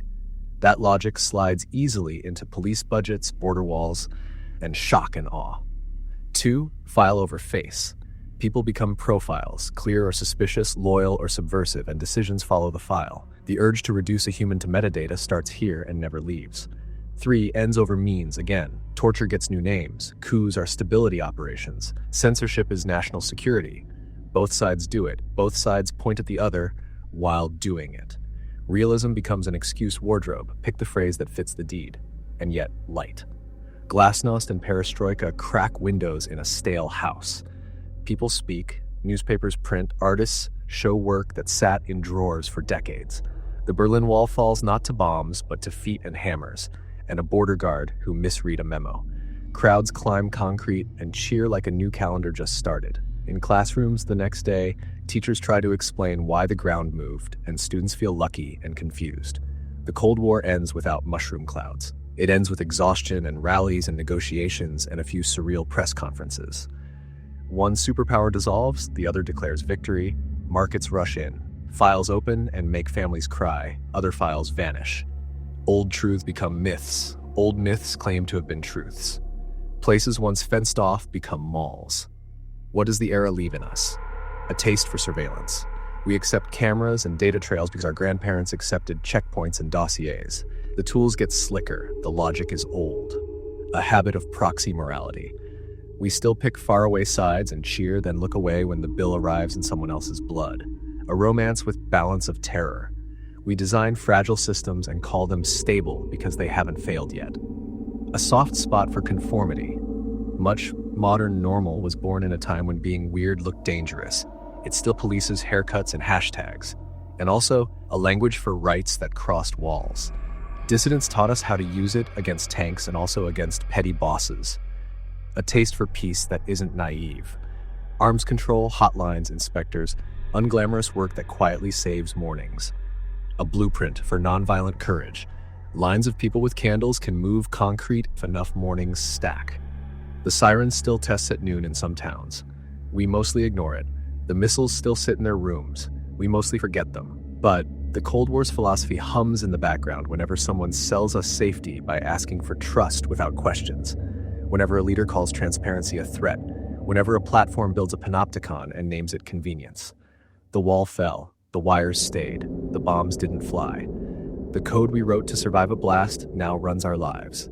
We leave the age with a pocket rule worth keeping and a warning worth taping to every screen. Talk before you burn. Count before you fear, and never build a system that fails by accident. Digital and Anthropocene present, the feed and the storm. Morning starts with a rectangle. Before your feet touch the floor, your thumb is already working. The phone wakes like a small sun. It shows you faces, headlines, jokes, disasters, a dog in boots. Underneath, a machine takes notes on you, what you slow down for, what you share, what makes your eyes widen. That machine has a job: keep you here. That's the philosophy of the feed. Attention is fuel. If it's free, you're the product. Not you, your soul, but you, your clicks. Platforms don't need to convince you of a truth. They need to convince you to stay. The easiest way is to serve you what you already like, with a little more spice each time. Soon the world looks flatter. Your team is right, the other team is monsters, and everything you don't see must not exist. It's not a conspiracy. It's a business model wearing a smile. Algorithms aren't evil villains, they're goals with teeth. Increase time on site. Maximize engagement. They don't hate you, they shape you. Anger works, so does fear. So does beauty and babies and outrage at 2 a.m. You tell yourself you're just catching up. The feed tells itself it's doing its job. At scale, millions of tiny nudges become a culture. Facts don't vanish, they just have to fight for oxygen. Your data leaves footprints everywhere. Doorbell cameras, store loyalty cards, location pings, search history, face tags. Most of it isn't read by a person. It's fed to models that predict what you'll buy, who you'll vote for, whether you're likely to quit a job or pay back a loan. Scores trail you: credit scores, risk scores, trust scores. Some are public, some you never see. The old Cold War file cabinet is now a cloud. The logic is the same. File over face. The file decides. Work changes shape too. The factory whistle becomes a push notification. Your boss might be an app. Deliver this, rate that, 5 stars, or your next shift vanishes. Flexibility is a new kind of leash. A driver rents a car by the week to earn money that barely outruns the rent. A warehouse worker chases a timer that tracks her hands. A coder in one country competes with 1,000 coders they'll never meet. The promise is freedom. The feeling is fragile. Meanwhile, the planet keeps the only schedule that matters. Anthropocene means our species has changed the Earth's systems. Carbon rising, seas inching, glaciers bleeding, forests turning to memory. We didn't mean to rewrite the weather. We did. The bill shows up as heat waves, floods, smoke, crop failures, diseases moving north, insurance maps blinking red. It also shows up as arguments: how bad, how fast, who pays. Here the dark philosophy wears a green tie. Externalities, costs pushed off the books. A company burns fuel, sells product, and the air quietly takes the hit. No invoice arrives. Politicians love growth graphs. Graphs don't show coral. Investors love quarterly wins. Quarters don't show droughts. We call it the economy and ask the atmosphere to be a polite backdrop. The atmosphere answers with weather. Solutions arrive with buzzwords. Offsets promise to cancel your flight with a forest somewhere. Some are good, some are fiction. Net zero lets a polluter say, "We'll plant trees later," while pipes still roar now. Greenwashing sells the feeling of virtue without the boring work of change. The marketing is clean, the numbers less so. The danger isn't hope, it's pretend. Still, real change grinds forward. Solar and wind get cheap, batteries stretch, cities ban leaded gas, plastic bags, smoky stoves, heat pumps sneak into houses like polite revolutions. Farmers try regenerative tricks that put carbon back in dirt. Nations argue sign, stall, move, backslide, try again. Progress looks like a messy stock chart. Up, down, trending, maybe, up. Back online, truth wears new costumes. Deepfakes make faces say things they never said. Bots rehearse outrage until it sounds human. Micro-targeting whispers different promises to different ears. Elections feel like knife fights in fog. We beg platforms to referee and then accuse them of bias, whatever they choose. Free speech collides with mass reach, a right we never had before this century. We're making rules while the car is moving. Mental health is the quiet cliff. Teens live where popularity has metrics. Adults live where work never ends and comparison never sleeps. Loneliness spikes in a world that claims to be connected. We scroll past weddings, beaches, six-packs, politics, grief. Our nervous systems weren't designed for everyone's everything all at once. The result is a hum. Anxiety, doom scroll, not enoughness. The cure isn't unplugging forever. It's owning your inputs like you own your diet. Daily life keeps both truths in one hand. A nurse in Lagos watches a YouTube video to fix a ventilator and saves a life. A farmer in Punjab checks a weather app and moves seed a week sooner. A grandma in Peru reads to her grandson in Spain over video and both cry happy. A conspiracy melts a friendship. A hoax costs a mayor her job. A deepfake poisons a movement. A teenager's For You page tells her gently she's not alone, and then not gently that she should hate herself. Same pipes, different water. Power adapts as always. Autocrats learn digital repression, internet blackouts, spyware on phones, troll farms that drown critics in noise. Democracies learn soft censorship, flood the zone with nonsense until people give up caring. Both wave the flag of security. Both collect data with consent screens that aren't consent. We trade privacy for convenience like it's a fair deal because the cost is invisible until it isn't. What's the dark philosophy under this era? Engagement over understanding. If it sticks eyes to screen, it wins, even if it shrinks hearts. Optimization without ethics. Make the number go up becomes a North Star that ignores the sky on fire. Self as brand. Be interesting or be unseen. The algorithm loves confidence, not doubt. Planet as backdrop. Growth first, then we'll fix the mess. Later. Later arrives as flood. Control by convenience. We accept tracking because the map is faster. We accept nudging because the coupon is nice. And the light, open knowledge. Tutorials, forums, citizen journalism, skills and truths jump continents in seconds. Mutual aid. In fires, storms, blackouts, strangers organize themselves with group chats faster than officials can. Decarbonization gets real. Tech plus policy plus habit change starts shaving emissions in places that once only talked. New rights talk. Data protection laws grow teeth, courts notice algorithms can discriminate, workers win app-based protections. Choice with awareness. People learn to set screen boundaries, turn off autoplay, curate feeds, touch grass, small but not nothing. What does this age leave in us? A new literacy to learn. Attention literacy. Know what hijacks you. Design around it. A new virtue to practice. Friction. Make bad things harder. 2 clicks to post, 5 seconds to cool off. Good things easier. Library in your pocket. Therapy by text. A new honesty to keep. Limits. The planet has them. Bodies have them. Wi-Fi doesn't. Choose which one you obey.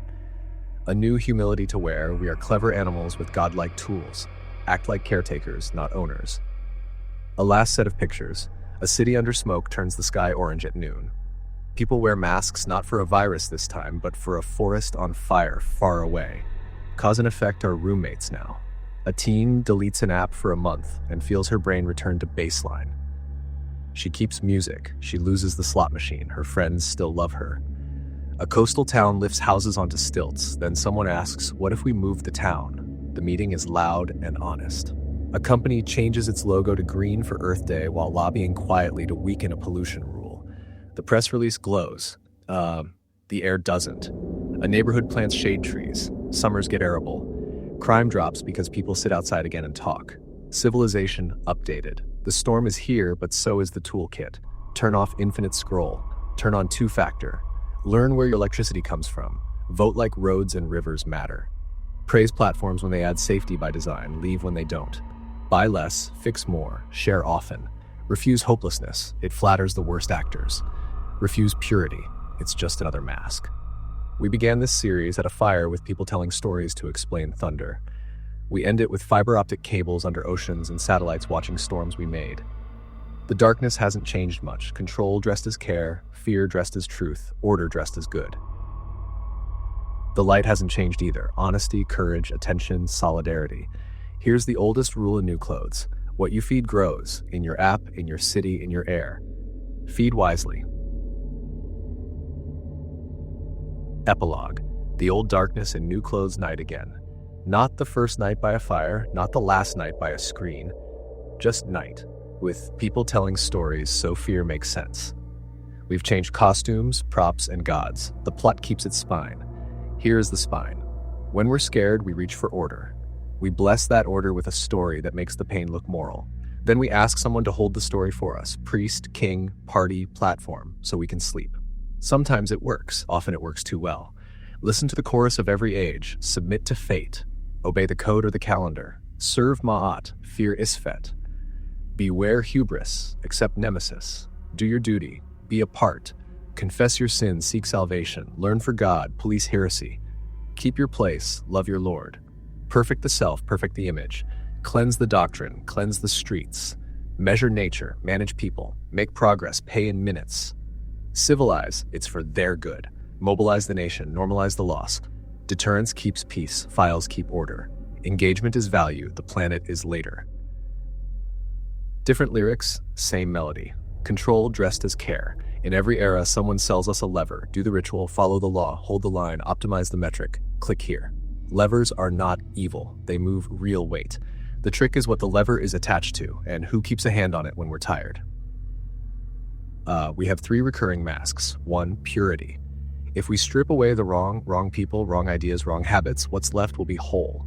This gives courage to martyrs and knives to mobs. From temple cleansings to cultural revolutions to comment section witch hunts, purity turns neighbors into stains to scrub. 2, performance. If it looks good, it is good. Pyramids, parades, portraits, dashboards, brand pages. A clean chart hides a dirty factory. A clean doctrine hides a dirty prison. A clean feed hides a dirty mood. Performance is not truth, it is camouflage. 3, paper. If it's written, it's real. Tablets, codes, creeds, passports, files, terms of service. Paper saves lives. Paper also removes faces. Once your life fits in a checkbox, your life can be switched off with a checkbox. We also have 3 recurring antidotes, small, stubborn, never perfect. 1, attention. The Greek chorus begged for it, the Stoics trained it, the monks practiced it, the scientists measured with it, activists hold candles with it now. Attention is the opposite of autopilot. It catches the moment a tool becomes a leash. 2, humility. Know thyself. Your heart will be weighed. You are a wave, not the ocean. The model is not the world. Humility isn't self-hate, it's self-sizing. Without it, every good idea grows teeth. 3, solidarity. Clan to village, parish to union, circle to coalition. When fear isolates, solidarity stitches. It is not purity. Solidarity eats with people you don't fully agree with. It is not performance. Solidarity cooks, drives, votes, shows up. It is not paper. Solidarity remembers your name when the file says denied. So what do we do with the darkness that keeps changing clothes? Name the story you're in. Are you being sold safety, purity, or speed? What pain is the story soothing, and at whose cost? If you can't say the plot, you're just scenery.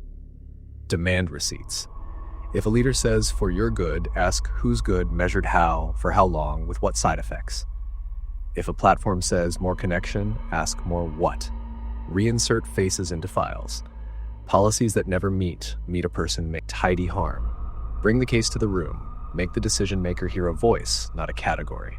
Practice small refusals. The shaman who wouldn't name a scapegoat, the Roman who opened his veins rather than flatter a tyrant, the clerk who didn't stamp the pass, the administrator who bent a rule to fit a human. Civilization runs on these tiny breaks. Build boring good. Sewers, libraries, fair courts, clean procurement, honest ledgers, safe code, trees on hot blocks. Boring good outlives exciting evil. Set frictions where they belong. Harder to harm, waiting periods, audits that bite, two-person keys. Easier to help, no forms food, clinics open late, interfaces that make the healthy choice the default. Keep dissent on the table, invite it, pay for it, protect it. If your system can't survive questions, it shouldn't survive. A few closing vignettes from the long road. A priest in a grain city blames a famine on a boy's laugh, and a millennia later, a minister blames a virus on a protest. Different altars, same dodge. Look anywhere but the ledger and the plan. A scholar carves laws on stone and sleeps well because the line is straight. A coder ships a model that sorts applicants by zip code and sleeps well because the AUC is high. Straightness without context is a kind of cruelty. A queen proves her right by plowing a ceremonial furrow. A mayor proves hers by cutting a ribbon on a desalination plant. Ritual survives, not because it's false, but because people need visible care. The danger is when the ribbon replaces the water. If you want a pocket rule from 2 hours of history, take this. Open quote, beware the story that makes other people simple and you blameless. Close quote. Beware the priest who can always find sin down the hill, the general who can always find enemies over the river, the manager who can always find inefficiency in other people's minutes, the algorithm that can always find a reason you don't see the offer everyone else saw. Ask them to explain what would prove them wrong. And keep this one too. Open quote. Feed what you want to grow. Close quote. If you feed fear with spectacle, you'll get mobs. If you feed shame with metrics, you'll get quiet cruelty. If you feed care with budgets and time, you'll get neighbors again.